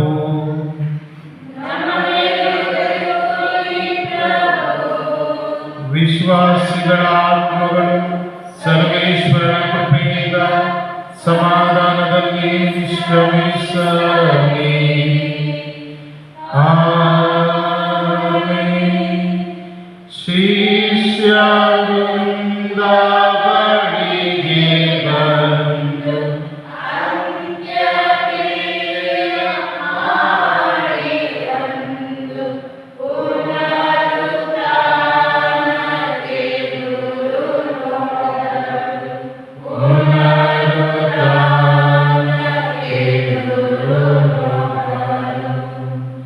ನೋವು, ದುಃಖ, ವೇದನೆ, ಯಾತನೆಗಳ ಹಿನ್ನೆಲೆಯಲ್ಲಿರುವ ಸಾಂಪ್ರದಾಯಿಕ ಶಿಲುಬೆ ಆದಿಯಲ್ಲಿ ನಾವು ಪಾಲ್ಗೊಂಡಿದ್ದೇವೆ. ಸಂತ ಜೋಸೆಫರ ಜೀವನ ಇಂದು ನಮ್ಮೆಲ್ಲರಿಗೆ ಆದರ್ಶವಾಗಿರಲಿ. ಸದಾ ನಮ್ಮ ಬದುಕಿನಲ್ಲಿ ಪ್ರೇರಣೆಯಾಗಿ ಸಂತ ಜೋಸೆಫರಂತೆ ನಾವು ಸಹ ದೇವರ ಚಿತ್ತಕ್ಕೆ ತಲೆಬಾಗಿ ನಡೆಯುತ್ತಾ ಜೀವನದಲ್ಲಿ ಬಂದೊದಗುವ ಎಲ್ಲ ಕಷ್ಟ ನೋವುಗಳನ್ನು ವಿಶ್ವಾಸದಿಂದ ಎದುರಿಸಲು ಬೇಕಾದ ಕೃಪೆಯನ್ನ ಈ ಶಿಲುಬೆಯಾಗಿ ನಮಗೆ ತಂದುಕೊಡಲೆಂದು ಪ್ರಾರ್ಥಿಸೋಣ. ದೇಶಗಳಿಗಾಗಿ ಪ್ರಾರ್ಥಿಸೋಣ.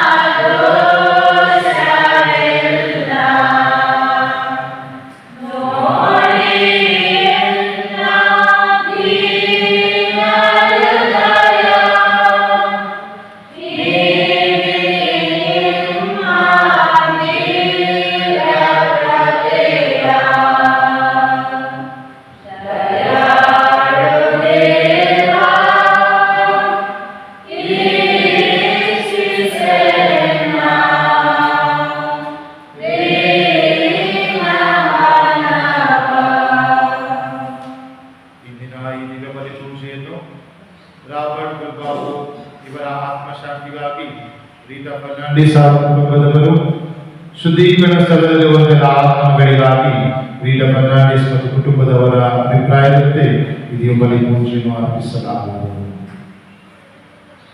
ಪಿತನ ಮತ್ತು ಸುತರ ಮತ್ತು ಪವಿತ್ರಾತ್ಮರ ನಾಮದಲ್ಲಿ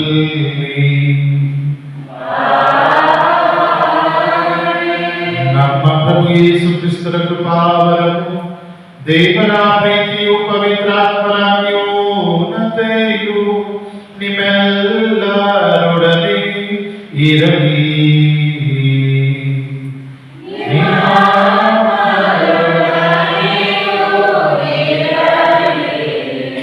ಪ್ರಿಯರೇ, ಈಗ ತಾನೇ ಪ್ರಭುವಿನ ಶಿಲುಬೆಯ ಹಾದಿಯನ್ನು ನಾವು ಧ್ಯಾನಿಸಿರುವಾಗ ನಮ್ಮೆಲ್ಲ ಪಾಪ ದೋಷಗಳನ್ನು ಒಪ್ಪಿಕೊಂಡು ಇದೆಯೋ ಬಲಿ ಪೂಜೆಯನ್ನು ಶುದ್ಧ ಹೃದಯದಲ್ಲಿ ಅರ್ಪಿಸಲು ದೇವರ ಕ್ಷಮೆಯನ್ನು ಬೇಡೋಣ.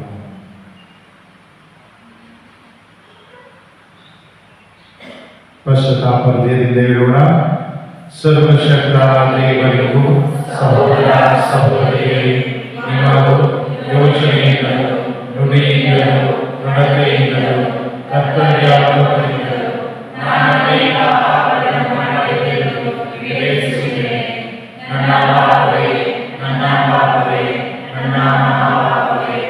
ಆದ್ದರಿಂದ ಸದಾನಿಧಿಯ ಸಂತಾನೀಯ ಮನಗಳನ್ನು, ಸದಾನಿಧಿಯ ಪುತ್ರರನ್ನು, ಸಂತರನ್ನು, ಸಹೋದರ ಸಹೋದರಿಯರೇ, ನಿಮ್ಮನ್ನು ನಮಗಾಗಿ ನಮ್ಮ ಪ್ರಭು ದೇವರನ್ನು ಪ್ರಾರ್ಥಿಸಬೇಕೆಂದು ಸರ್ವಶಕ್ತ ದೇವರು ನಮಗೆ ದಯ ತೋರಿಸಿ ನಮ್ಮ ಪಾಪಗಳನ್ನು ಕ್ಷಮಿಸಿ ನಮ್ಮ ನಿತ್ಯ ಜೀವಕ್ಕೆ ಕರೆದೊಯ್ಯಲಿ.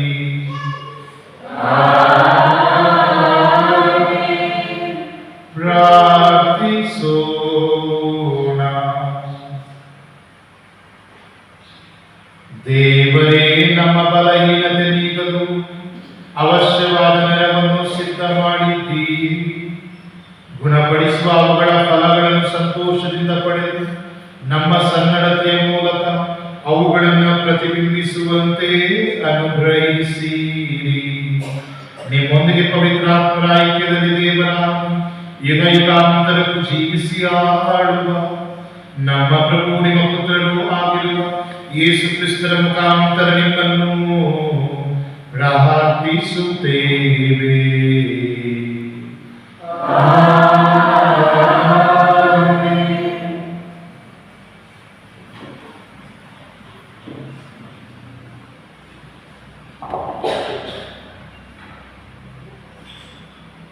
ವಿಜ್ಞಾನ ಗ್ರಂಥದಿಂದ ವಾಚನ.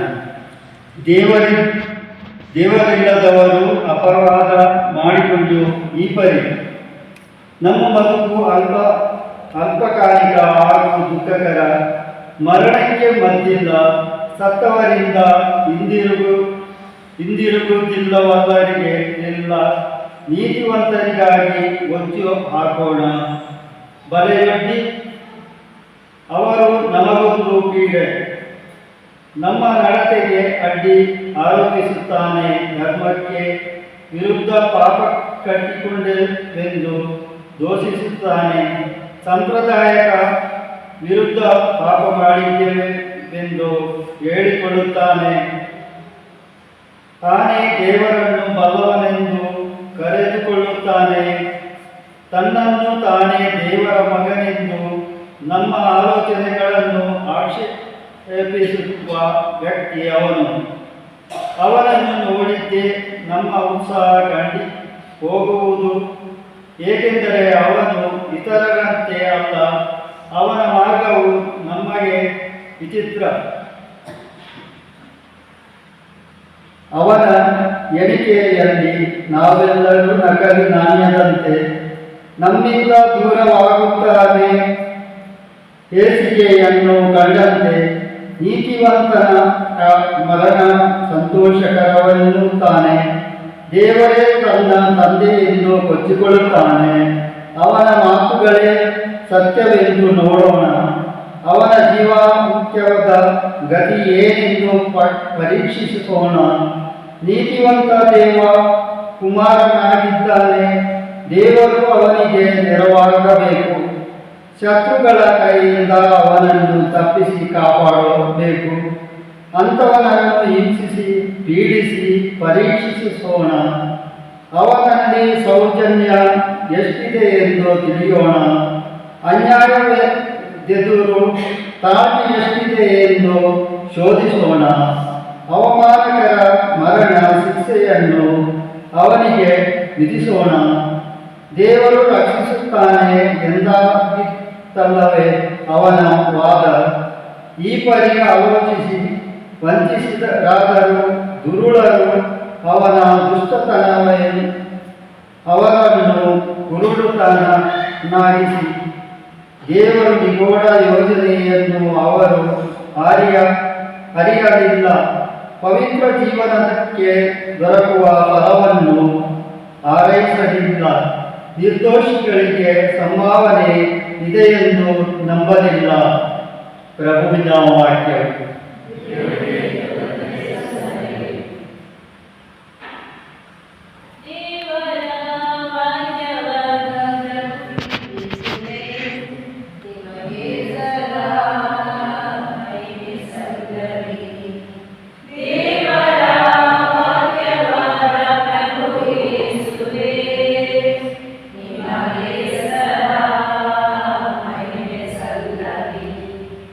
ಈಗಲಾದರೂ ಮನಪೂರ್ವಕವಾಗಿ ನಿಮ್ಮ ದೇವರ ಕಡೆಗೆ ತಿರುಗಿಕೊಳ್ಳಿ, ಏಕೆಂದರೆ ಅವರು ದಯಾವಂತರು ಮತ್ತು ಕರುಣಾಮೂರ್ತಿಯಾಗಿದ್ದಾರೆ. ದೇವರ ವಾಕ್ಯವನ್ನು ಪೂರೈಸುವೆ. ನಿನಗೆ ಸದಾ ಮಹಿಮೆ ಸಲ್ಲಲಿ. ಪ್ರಭು ನಿಮ್ಮೊಡನೆ ಇರಲಿ.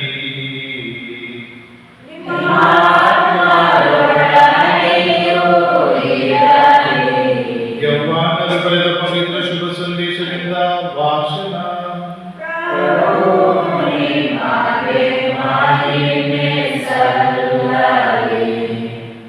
ಆ ಕಾಲದಲ್ಲಿ ಯೇಸು ಗಲಿಲಾಯದಲ್ಲಿ ಸಂಚರಿಸತೊಡಗಿದರು. ಯಹೂದ್ಯರು ತಮ್ಮನ್ನು ಕೊಲ್ಲಲು ಹವಣಿಸುತ್ತಾ ಇದ್ದರಿಂದ ಜುದೇಯದಲ್ಲಿ ಸಂಚರಿಸಲು ಅವರು ಇಷ್ಟಪಡಲಿಲ್ಲ. ಯಹೂದ್ಯರ ಪರ್ಣಕುಟೀರರಾದ ಹಬ್ಬಗಳು ಹತ್ತಿರವಾಗಿತ್ತು. ಯೇಸುವಿನ ಸಹೋದರರು ಹಬ್ಬಕ್ಕೆ ಹೋದರು.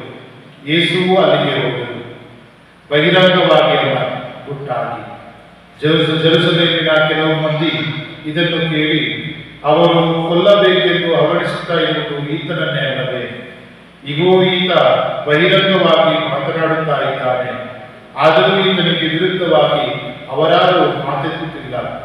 ಈತನೇ ಲೋಕೋದ್ಧಾರಕನೆಂದು ಆ ಮುಖಂಡರಿಗೆ ಹೊಡೆದಿರಬಹುದೇ? ಲೋಕೋದ್ಧಾರಕನು ಕಾಣಿಸಿಕೊಳ್ಳುವಾಗ ಆತನು ಎಲ್ಲಿಂದ ಬಂದವನೆಂದು ಯಾರಿಗೂ ತಿಳಿದಿರುವುದಿಲ್ಲ. ಆದರೆ ಈತನು ಎಲ್ಲಿಂದ ಬಂದವನೆಂದು ನಮಗೆಲ್ಲರಿಗೂ ತಿಳಿದಿದೆಯಲ್ಲ ಎಂದು ತಮ್ಮೊಳಗೆ ಮಾತನಾಡಿಕೊಂಡರು. ಆದ್ದರಿಂದ ದೇವಾಲಯದಲ್ಲಿ ಬೋಧಿಸುತ್ತಿದ್ದ ಯೇಸು ಆಗ ಗಟ್ಟಿಯಾಗಿ ಎಂದರು, ನಾನು ಯಾರೆಂದು ಎಲ್ಲಿಂದ ಬಂದವನೆಂದು ನೀವು ಬಂದಿರೋ? ನಾನು ನನ್ನಷ್ಟಕ್ಕೆ ಬಂದವನಲ್ಲ. ನನ್ನನ್ನು ಕಳುಹಿಸಿದಾತನು ಸತ್ಯ ಸ್ವರೂಪಿ. ಆತನನ್ನು ನೀವು ಅರಿತಿಲ್ಲ, ನಾನಾದರೂ ಅವನನ್ನು ಅರಿತಿದ್ದೇನೆ. ಏಕೆಂದರೆ ನಾನು ಬಂದದ್ದು ಆತನಿಂದಲೇ, ಆತನೇ ನನ್ನನ್ನು ಕಳುಹಿಸಿದ್ದು. ಇದನ್ನು ಕೇಳಿದ ಯಹೂದ್ಯರು ಯೇಸುವನ್ನು ಹಿಡಿದು ಬಂಧಿಸಲು ಪ್ರಯತ್ನಿಸಿದರು. ಆದರೆ ಅವರ ಗಳಿಗೆ ಇನ್ನೂ ಬಾರದೇ ಇದ್ದ ಕಾರಣ ಯಾರೂ ಅವರ ಮೇಲೆ ಕೈ ಹಾಕಲಿಲ್ಲ. ಪ್ರಭುವಿನ ಶುಭ ಸಂದೇಶ.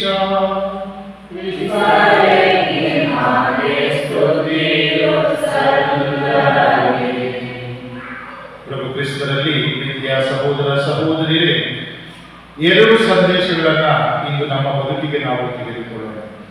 ಇಂದಿನ ಮೊದಲನೇ ವಾಚನದಲ್ಲಿ ನಾವು ಆಲಿಸಿದೆವು, ಈ ಭೂಲೋಕದ ಜೀವನ ಕೇವಲ ಅಲ್ಪಕಾಲಿಕ. ಪ್ರಿಯರೇ, ಈ ಒಂದು ಪದ ನಮ್ಮ ಬದುಕನ್ನ ತಿರುವನ್ನೇ ಬದಲಾಯಿಸಿದೆ. ಇಂದಿನ ನಾವು ಇಂದಿನ ಶಿಲುಬೆ ಆದಿಯಲ್ಲಿ ನಾವು ಧ್ಯಾನಿಸಿದೆವು. ವಿಶೇಷವಾಗಿ ಆ 10ನೇ ಸ್ಥಳಕ್ಕೆ ಬಂದಾಗ ನೀವು ಸರಿಯಾಗಿ ಕೇಳಿಸಿಕೊಂಡಿರೋ ಗೊತ್ತಿಲ್ಲ. ಪ್ರಭು ಯೇಸು ಎಲ್ಲರೂ ಮುಗಿಯಿತು ಎಂದು ನುಡಿದು ತಲೆಬಾಗಿ ತನ್ನ ಪ್ರಾಣವನ್ನು ಅರ್ಪಿಸಿದರು.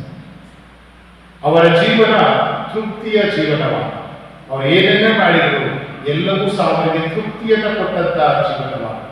ಸಂತ ಜೋಸೆಫರ ಜೀವನವೂ ಸಹ ಪ್ರಭು ಯೇಸುವಿನ ತೊಡೆಯ ಮೇಲೆ ಅವರು ಸಾಯಬೇಕಾದ್ರೆ ತಲೆಯನ್ನು ಇಟ್ಟು ಸತ್ತರು ಎಂದು ಅನೇಕ ವದಂತಿಗಳಿವೆ. ಅಂದ್ರೆ ಒಬ್ಬ ತಂದೆ ಮಗನ ಒಂದು ತೊಡೆಯ ಮೇಲೆ ಸಾಯುವುದು ಎಷ್ಟು ಪುಣ್ಯ. ವಿಶೇಷವಾಗಿ ಲೋಕ ರಕ್ಷಕರಾದ ಯೇಸುವಿನ ಜೊತೆಯಲ್ಲಿ ಇರಬೇಕಾದ್ರೆ ಸಾಯುವುದು ಅದು ಒಳ್ಳೆಯ ಮರಣ. ನಮ್ಮ ಜೀವನ ಅಲ್ಪಕಾಲಿಕ. ನಾವು ಏನೇ ಮಾಡಿದ್ರು ಕೊನೆಗೆ ಬಯಸುವುದು ನಮಗೊಂದು ಒಳ್ಳೆಯ ಮರಣ ಸಿಕ್ಕಿದ್ರೆ ಸಾಕಪ್ಪ. ಯಾಕಂದ್ರೆ ಈ ಪ್ರಸ್ತುತ ಸಮಯದಲ್ಲಿ ನಾವು ನೋಡ್ತಾ ಇದ್ದೇವೆ, ಯಾರೋ ಒಬ್ಬ ದಾರಿಯಲ್ಲಿ ಹೋಗ್ತಾ ಇರ್ತಾನೆ, ಏನೋ ಆಕ್ಸಿಡೆಂಟ್ ಆಗುತ್ತೆ, ಅಲ್ಲಿ ಅನಾಥ ಶವವಾಗಿ ಬಿದ್ದು ಹೋಗ್ತಾರೆ. ನಾವು ಎಲ್ಲೋ ಒಂದು ಆಸ್ಪತ್ರೆಯಲ್ಲಿ ಅನಾರೋಗ್ಯದಿಂದ ನರಳಿ ಸಾಯುವುದನ್ನು ನಾವು ಅನೇಕ ಜನರನ್ನು ನೋಡ್ತಾ ಇದ್ದೇವೆ. ಇದೆಲ್ಲದರ ನಡುವೆ ಇಂದು ನಾವು ಸದಾ ಪ್ರಾರ್ಥಿಸಬೇಕು, ಒಂದು ಒಳ್ಳೆಯ ಮರಣವನ್ನು ನನಗೆ ಕರುಣಿಸಿ. ಈ ಜೀವನ ಅಲ್ಪಕಾಲಿಕವಾಗಿರಬೇಕಾದ್ರೆ ಒಳ್ಳೆಯ ಮರಣ ಆಗೋದು ಅಂದ್ರೆ ಏನಂದ್ರೆ, ನಾನು ಸಾಯುವಾಗ ನನಗೇನೋ ಒಂದು ಸ್ಯಾಟಿಸ್ಫ್ಯಾಕ್ಷನ್ ಇರಬೇಕು. ನಾನು ಒಳ್ಳೆಯ ಜೀವನವನ್ನ ಜೀವಿಸಿದ್ದೇನೆ, ನಾನು ಒಂದು ಒಳ್ಳೆಯ ಸದ್ಗುಣಗಳಿಂದ ತುಂಬಿದ ಜೀವನವನ್ನ ಜೀವಿಸಿದ್ದೇನೆ, ಸತ್ಕಾರ್ಯಗಳನ್ನ ಮಾಡಿ ಜೀವಿಸಿದ್ದೇನೆ. ನಾನು ಸಾಯುವಾಗ ನನ್ನ ಜೀವನ ಒಂದು 10 ಜನರಿಗೆ ಸಹಾಯವಾಗಿದೆ, ನೆರವಾಗಿದೆ, ಆದರ್ಶವಾಗಿದೆ. ಇದು ನಿಜವಾಗಿ ಒಂದು ಒಳ್ಳೆಯ ಮರಣ. ಅಂತ ಒಂದು ಒಳ್ಳೆಯ ಮರಣ ಸಂತ ಜೋಸೆಫರ ದಾರಿ. ಅಂತ ಒಂದು ಮರಣ ನಮ್ಮದಾಗಲೆಂದು ಪ್ರಾರ್ಥಿಸೋಣ.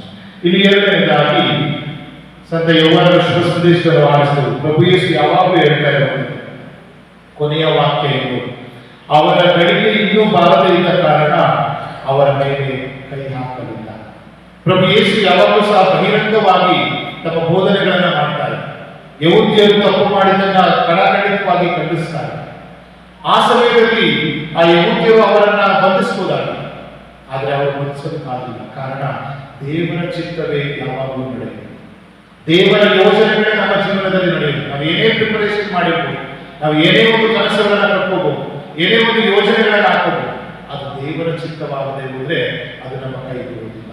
ಯಾವಾಗಲೂ ದೇವರ ಚಿತ್ತದಂತೆ ನಮ್ಮ ಜೀವನ ಸಾಕು. ಆದ್ದರಿಂದ ಸದಾ ನಾವು ದೇವರ ಚಿತ್ತಕ್ಕೆ ಮಣಿಯೋಣ. ಯಾವಾಗಲೂ ಬೆಳಗ್ಗೆ ಎದ್ದಾಗ ಅಥವಾ ಸಾಯುವಾಗ ಈ ಒಂದು ಚಿಕ್ಕ ಪ್ರಾರ್ಥನೆ ನಮ್ಮಲ್ಲಿ ಯಾವಾಗಲೂ ಮಾಡಬೇಕು. ಪ್ರಭುವೇ, ನಿಮ್ಮ ಚಿತ್ತವೇ ನನ್ನ ಜೀವನದಲ್ಲಿ ನಡೆಯಲಿ. ಆ ಒಂದು ಗೆತ್ಸೆಮನೆ ತೋಪಿನಲ್ಲಿ ಯೇಸು ಸಹ ಅವ್ರಿಗೆ ಗೊತ್ತಿತ್ತು, ನಾಳೆ ನಾನು ಶಿಲುಬೆಯನ್ನು ಹೊರಬೇಕು, ಶಿಲುಬೆಯ ಮೇಲೆ ಸಾಯಬೇಕು. ಪ್ರಾರ್ಥನೆ ಮಾಡಿದ್ರು ಯೇಸು ದೇವರಲ್ಲಿ, ಈ ಒಂದು ಕೈಯನ್ನ ನನ್ನನ್ನ, ಈ ನೋವನ್ನು ನನ್ನಿಂದ ತೆಗೆದು ಹಾಕಿ, ಶಿಲುಬೆಯನ್ನು ನನ್ನಿಂದ ತೆಗೆದು ಹಾಕಿ. ಕಟ್ಟ ಕಡೆಗೆ ಯೇಸು ಹೇಳಿದ್ರು, ನನ್ನ ಚಿತ್ತವಲ್ಲ ನಿಮ್ಮ ಚಿತ್ತದಂತೆ ನನಗ. ಪ್ರತಿದಿನ ಈ ಒಂದು ಪ್ರಾರ್ಥನೆ ಯಾವಾಗಲೂ ಮಾಡೋಣ. ದೇವರೇ, ನನ್ನ ಚಿತ್ತವಲ್ಲ ನಿಮ್ಮ ಚಿತ್ತವೇ ನನಗೆ ನಡೆಯಿತು. ಆಗ ದೇವರ ಚಿತ್ತ ನಮ್ಮನ್ನು ಯಾವತ್ತೂ ಸಹ ನಿರಾಶೆಗೊಳಿಸುವುದಿಲ್ಲ. ದೇವರ ಚಿತ್ತ ಯಾವತ್ತೂ ಸಹ ನಮ್ಮನ್ನು ಆಕಾಶಕ್ಕೆ ತಳ್ಳುವುದಿಲ್ಲ, ಬದಲಾಗಿ ನಮ್ಮನ್ನು ಮುನ್ನಡೆಸಿ ಕಾಪಾಡುತ್ತದೆ.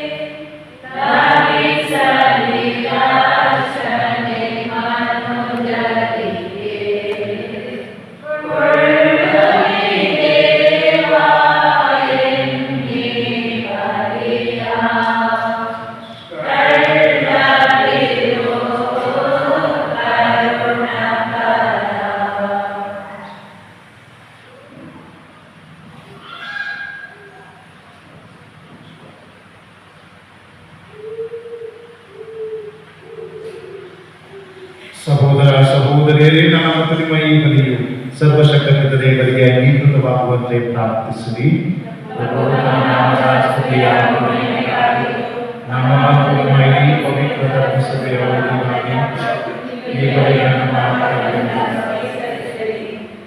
ಸರ್ವಶಕ್ತ ದೇವರ ಈ ಬಲಿ ಕಾಣಿಕೆಯು ತಮ್ಮ ಮಹಾಶಕ್ತಿಯಿಂದ ನಮ್ಮನ್ನು ಶುದ್ಧಗೊಳಿಸಲಿ. ನಾವು ಮತ್ತಷ್ಟು ಅಧಿಕ ಶುದ್ಧತೆಯಿಂದ ಅದರ ಮೂಲವಾದ ನಿಮ್ಮನ್ನು ಸಮೀಪಿಸುವಂತೆ ಮಾಡಲಿ. ನಮ್ಮ ಪ್ರಭು ಕ್ರಿಸ್ತರ ಮುಖಾಂತರ ನಿಮ್ಮನ್ನು ಪ್ರಾರ್ಥಿಸುತ್ತೇವೆ.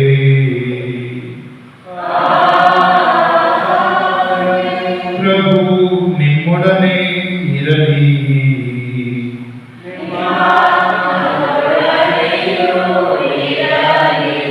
ನಿಮ್ಮ ಹೃದಯಗಳನ್ನು ಮೇಲಕ್ಕೆತ್ತಿರಿ.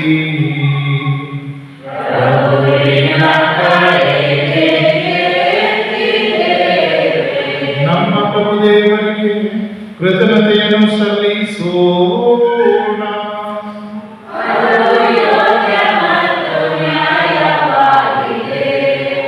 ಪ್ರಭು ಪವಿತ್ರ ಪಿತನೇ, ಸರ್ವಶಕ್ತ ನಿತ್ಯ ದೇವರೇ, ನಾವು ಎಂದೆಂದೂ ಈಗಲೂ ನಿಮಗೆ ಕೃತಜ್ಞತೆಯನ್ನು ಸಲ್ಲಿಸುವುದು ನಿಜವಾಗಿ ಯೋಗ್ಯವೂ ನ್ಯಾಯವೂ ಆಗಿದೆ, ನಮ್ಮ ಕರ್ತವ್ಯವೂ ರಕ್ಷಣೆಯೂ ಆಗಿದೆ. ಏಕೆಂದರೆ ತಮ್ಮ ಹೃದಯಗಳನ್ನು ನವೀಕರಿಸಲು ಶುದ್ಧಗೊಳಿಸಲು ನಿಮ್ಮ ಮಕ್ಕಳಾದ ನಮಗೆ ಪವಿತ್ರ ಕಾಲವೊಂದನ್ನು ದಯಪಾಲಿಸಿದ್ದೀರಿ. ಹೀಗೆ ನಾವು ಸಕಲ ದುರಾಶಾಪಾಶಗಳಿಂದ ಬಿಡುಗಡೆ ಹೊಂದಿ ಅಳಿದು ಹೋಗುವ ಏದ ವಸ್ತುಗಳನ್ನು ತಕ್ಕ ರೀತಿಯಲ್ಲಿ ಉಪಯೋಗಿಸುತ್ತಾ ಶಾಶ್ವತವಾಗಿ ಉಳಿಯುವ ವಸ್ತುವನ್ನು ಅವಲಂಬಿಸುವಂತೆ ಮಾಡಿದ್ದೀರಿ. ಆದುದರಿಂದ ಸಕಲ ದೂತರೊಂದಿಗೂ ಸಂತರೊಂದಿಗೂ ಸೇರಿ ನಿರಂತರವಾಗಿ ನಿಮ್ಮ ಸ್ತುತಿಯನ್ನು ನಾವು ಘೋಷಿಸುತ್ತೇವೆ.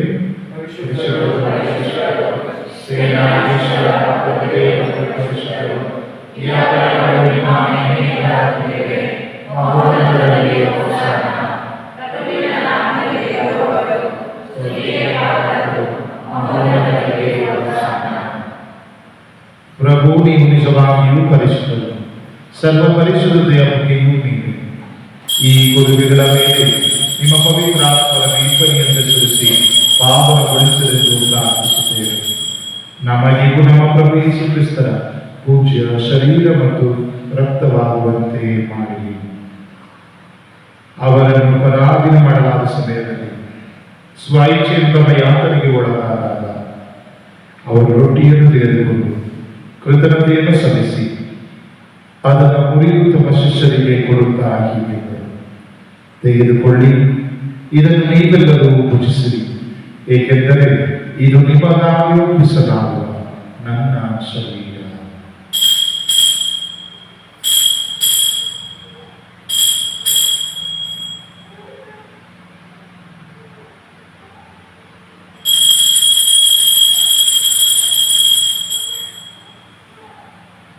ಅಂತೆಯೇ ಭೋಜನದ ಅಂತ್ಯದಲ್ಲಿ ಅವರು ಪಾತ್ರೆಯನ್ನು ತೆಗೆದುಕೊಂಡು ಮತ್ತೊಮ್ಮೆ ನಿಮಗೆ ಕೃತಜ್ಞತೆಯನ್ನು ಸಲ್ಲಿಸಿ ತಮ್ಮ ಶಿಷ್ಯರಿಗೆ ಕೊಡುತ್ತಾ ಹೀಗೆಂದರು, ತೆಗೆದುಕೊಳ್ಳಿ ಮತ್ತು ಇದರಿಂದ ನೀವೆಲ್ಲರೂ ಪಾನ ಮಾಡಿ, ಏಕೆಂದರೆ ಇದು ಹೊಸ ಮತ್ತು ಅನಂತ ಒಡಂಬಡಿಕೆಯ ನನ್ನ ರಕ್ತದ ಪಾತ್ರೆ. ಈ ರಕ್ತವು ನಿಮ್ಮ ಮತ್ತು ಅನೇಕರ ಪಾಪಗಳ ಪರಿಹಾರಕ್ಕಾಗಿ ಸುರಿಸಲಾಗುವುದು. ಇದನ್ನು ನನ್ನ ಸ್ಮರಣೆಗಾಗಿ ಮಾಡಿ.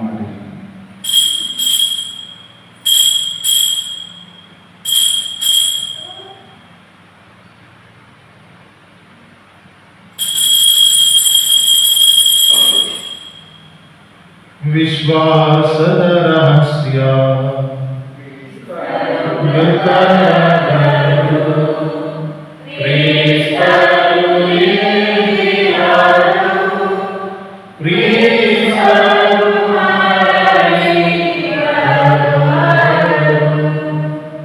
ಆದುದರಿಂದ ಪ್ರಭು, ನಿಮ್ಮ ಸಮ್ಮುಖದಲ್ಲಿ ನಿಂತು ಸೇವೆ ಸಲ್ಲಿಸಲು ನಮ್ಮನ್ನು ಯೋಗ್ಯರೆಂದು ಪರಿಗಣಿಸಿದ್ದಕ್ಕಾಗಿ ನಿಮಗೆ ಕೃತಜ್ಞತೆಯನ್ನು ಸಲ್ಲಿಸುತ್ತೇವೆ. ಕ್ರಿಸ್ತರ ಮರಣ ಮತ್ತು ಪುನರುತ್ಥಾನದ ಸ್ಮರಣೆಯನ್ನು ಆಚರಿಸುತ್ತಾ ಜೀವವೀವ ರೊಟ್ಟಿಯನ್ನು ರಕ್ಷಣೆಯ ನೀಡುವ ಈ ಪಾತ್ರೆಯನ್ನು ನಿಮಗೆ ಅರ್ಪಿಸುತ್ತೇವೆ. ಕ್ರಿಸ್ತರ ಶರೀರ ಮತ್ತು ರಕ್ತದಲ್ಲಿ ಪಾಲ್ಗೊಳ್ಳುವ ನಮ್ಮನ್ನು ಪವಿತ್ರ ಆತ್ಮವು ಒಗ್ಗೂಡಿಸಬೇಕೆಂದು ನಿಮ್ಮನ್ನು ವಿನಯದಿಂದ ಭಿನ್ನಾಯಿಸುತ್ತೇವೆ. ಪ್ರಭು, ನಿಮ್ಮ ವಿಶ್ವವ್ಯಾಪಿ ಧರ್ಮಸಭೆಯನ್ನು ಸ್ಮರಿಸಿಕೊಡಿರಿ. ನಮ್ಮ ವಿಶ್ವಗುರು ಲಿಯೋ ಅವರೊಂದಿಗೂ ನಮ್ಮ ಧರ್ಮಾಧೀಶ ಅಂತೋನಿ ಸ್ವಾಮಿ ಅವರೊಂದಿಗೂ ಸಕಲ ಯಾಜಕರೊಂದಿಗೂ ಅದನ್ನು ಪ್ರೀತಿಯ ಪರಿಪೂರ್ಣತೆಗೆ ಮುನ್ನಡೆಸಿರಿ. ಪ್ರಭು, ಪುನರುತ್ಥಾನದ ನಿರೀಕ್ಷೆಗೆ ಶ್ರಮಿಸುತ್ತಿರುವ ಮೃತ ಹೊಂದಿರುವ ನಮ್ಮ ಕುಟುಂಬದ ನಮ್ಮ ಸಹೋದರ ಸಹೋದರಿಯರನ್ನು, ಶುದ್ಧೀಕರಣ ಸ್ಥಳದಲ್ಲಿರುವಂತಹ ಆತ್ಮಗಳನ್ನು, ನಿಮ್ಮ ದಯೆಯಲ್ಲಿ ಇಂದು ಮೃತ ಹೊಂದಿದ ಎಲ್ಲರನ್ನು ಸ್ಮರಿಸಿಕೊಳ್ಳಿರಿ. ಅವರನ್ನು ನಿಮ್ಮ ಸಮ್ಮುಖದ ಪ್ರಭೆಗೆ ಮನವಿ ಮಾಡಿ. ನಮ್ಮ ಮೇಲೂ ಇಂದು ಬಲಿಪೂಜೆ ಉದ್ದೇಶವನ್ನು ಅರ್ಪಿಸುತ್ತಿರುವವರ ಮೇಲೂ ದಯ ತೋರಿರಿ. ದೇವಮಾನ್ಯ ಪೂಜೆ ಕನ್ಯಾ ಮರಿಯಮ್ಮನವರೊಂದಿಗೂ ಆಕೆಯ ಪತಿಸಂತ ಜೋಸೇಫರೊಂದಿಗೂ ಪುನೀತ ಪ್ರೇಷಿತರೊಂದಿಗೂ ಎಲ್ಲ ಕಾಲಗಳಲ್ಲಿ ನಮ್ಮ ಮೆಚ್ಚುಗೆಗೆ ಪಾತ್ರರಾದ ಸಕಲ ಸಂತರೊಂದಿಗೂ ನಾವು ನಿತ್ಯ ಜೀವದಲ್ಲಿ ಸಹಭಾಗಿಗಳಾಗಿ ನಿಮ್ಮನ್ನು ಸ್ತುತಿಸಿ ಮಯಪಡಿಸುವಂತೆ ನಿಮ್ಮ ಪುತ್ರ ಯೇಸು ಕ್ರಿಸ್ತರ ಮುಖಾಂತರ ಪ್ರಾರ್ಥಿಸುತ್ತೇವೆ.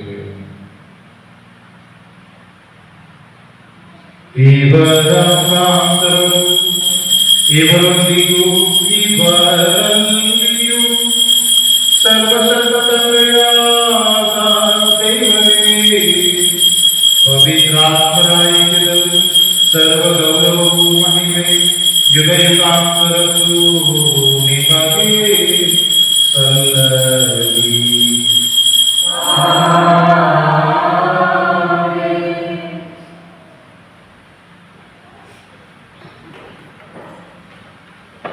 ಪ್ರಭುವಿನ ಪ್ರಾರ್ಥನೆಯನ್ನು ಪ್ರಾರ್ಥಿಸುತ್ತಾ, ಪ್ರಭುವೇ ನಮಗೂ ಸಹ ಸಂತ ಜೋಸೇಫರಂತೆ ಒಳ್ಳೆಯ ಮರಣವನ್ನ ಕರುಣಿಸಿರಿ ಹಾಗೂ ನಮ್ಮ ಜೀವನ ಸಾರ್ಥಕ ಬದುಕಾಗುವಂತೆ ಜೀವಿಸಲು ಬೇಕಾದ ಕೃಪೆಯನ್ನು ಕರುಣಿಸಲೆಂದು ಪ್ರಾರ್ಥಿಸೋಣ. ಸ್ವರ್ಗದಲ್ಲಿರುವ ನಮ್ಮ ತಂದೆಯೇ, ನಿಮ್ಮ ನಾಮ ಪೂಜಿತವಾಗಲಿ, ನಿಮ್ಮ ರಾಜ್ಯ ಬರಲಿ, ನಿಮ್ಮ ಚಿತ್ತ ಸ್ವರ್ಗದಲ್ಲಿ ನೆರವೇರುವ ಪ್ರಕಾರ ಭೂಮಿಯಲ್ಲಿಯೂ ನೆರವೇರಲಿ. ನಮ್ಮ ಎಂದು ನಮಗೆ ನೀಡಿರಿ. ನಮಗೆ ತಪ್ಪು ಮಾಡಿದವರನ್ನು ನಾವು ಕ್ಷಮಿಸುವ ಪ್ರಕಾರ ನಮ್ಮ ಪಾಪಗಳನ್ನು ಕ್ಷಮಿಸಿ, ನಮ್ಮನ್ನು ಶೋಧನೆಗೆ ಒಳಪಡಿಸಿರಿ, ಪ್ರಭು ಸಕಲ ಕೇಡುಗಳಿಂದ ನಮ್ಮನ್ನು ರಕ್ಷಿಸಿರೆಂದು ಪ್ರಾರ್ಥಿಸುತ್ತೇವೆ. ನಿಮ್ಮ ದಯೆಯ ನೆರವನ್ನು ಪಡೆದು ಪಾಪಗಳಿಂದ ನಾವು ವಿಮುಕ್ತರಾಗಿ ಎಲ್ಲ ರೀತಿಯ ಸಂಕಷ್ಟಗಳಿಂದ ಸುರಕ್ಷಿತರಾಗಿರುವಂತೆ ನಮ್ಮ ಜೀವಮಾನದಲ್ಲಿ ಶಾಂತಿಯನ್ನ ಕರುಣಿಸಿ ನಾವು ಸ್ವರ್ಗಾನಂದವನ್ನು ನಮ್ಮ ರಕ್ಷಕ ಯೇಸು ಕ್ರಿಸ್ತರ ಆಗಮನವನ್ನು ನಿರೀಕ್ಷಿಸುತ್ತಿದ್ದೇವೆ.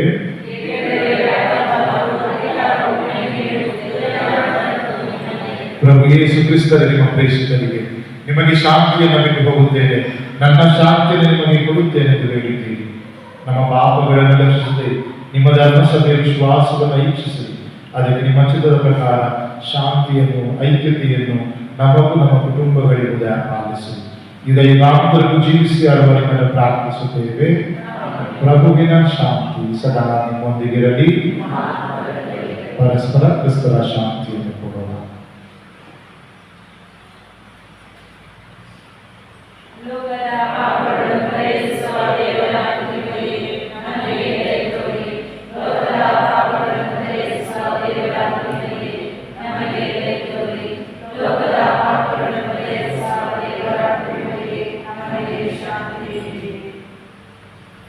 ಈಗೋ ದೇವರ ಕೃಪೆ, ಈಗೋ ಇವರೇ ಲೋಕದ ಪಾಪಗಳನ್ನು ಪರಿಹರಿಸುವುದು. ಕುರಿಮರಿಯ ಭೋಜನಕ್ಕೆ ಆಹ್ವಾನಿತರಾದ ನಾವೆಲ್ಲರೂ ಭಾಗ್ಯವಂತರು. ಪ್ರಭು ತಾವು ನಮ್ಮ ಮನೆಯನ್ನು ಪ್ರವೇಶಿಸಲು ಆಗಲಿ ತಾವು ದೇವರ ಮಾತು ಕೇಳಿ ನಾವು ಸ್ವಚ್ಛವಾಗುವುದು.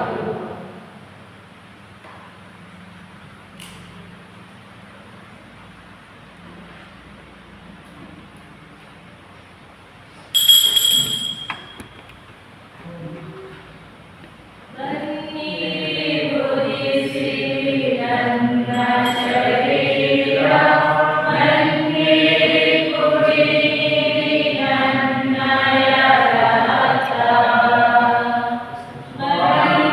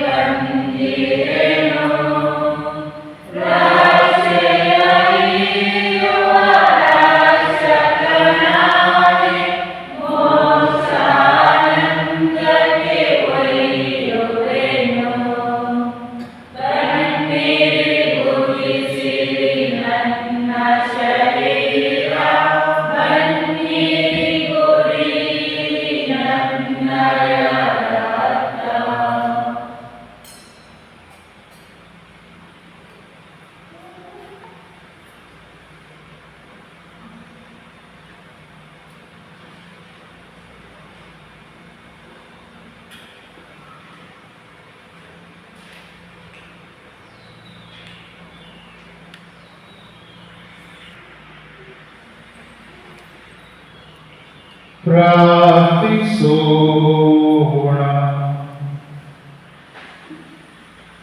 ಪ್ರಭು ನಮ್ಮ ಹಳೆತನವನ್ನು ಬಿಟ್ಟು ಹೊಸತನದೆಡೆಗೆ ಸಾಗುವ ನಾವು ಇಂದಿನ ನಡತೆಯನ್ನು ತ್ಯಜಿಸಿ ಮಾನಸಿಕ ಪಾವಿತ್ರತೆಯಲ್ಲಿ ನವೀಕೃತಗೊಳ್ಳುವಂತೆ ಕರುಣಿಸಿರಿ. ನಮ್ಮ ಪ್ರಭು ಕ್ರಿಸ್ತರ ಮುಖಾಂತರ ನಿಮ್ಮನ್ನು ಪ್ರಾರ್ಥಿಸುತ್ತೇವೆ.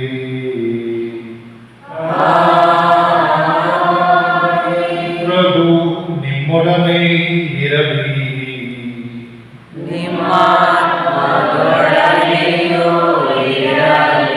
ಸರ್ವಶಕ್ತ ದೇವರಾದ ಪಿತಾ ಸುತ ಮತ್ತು ಪವಿತ್ರಾತ್ಮರು ನಿಮ್ಮನ್ನು ಆಶೀರ್ವದಿಸಲಿ.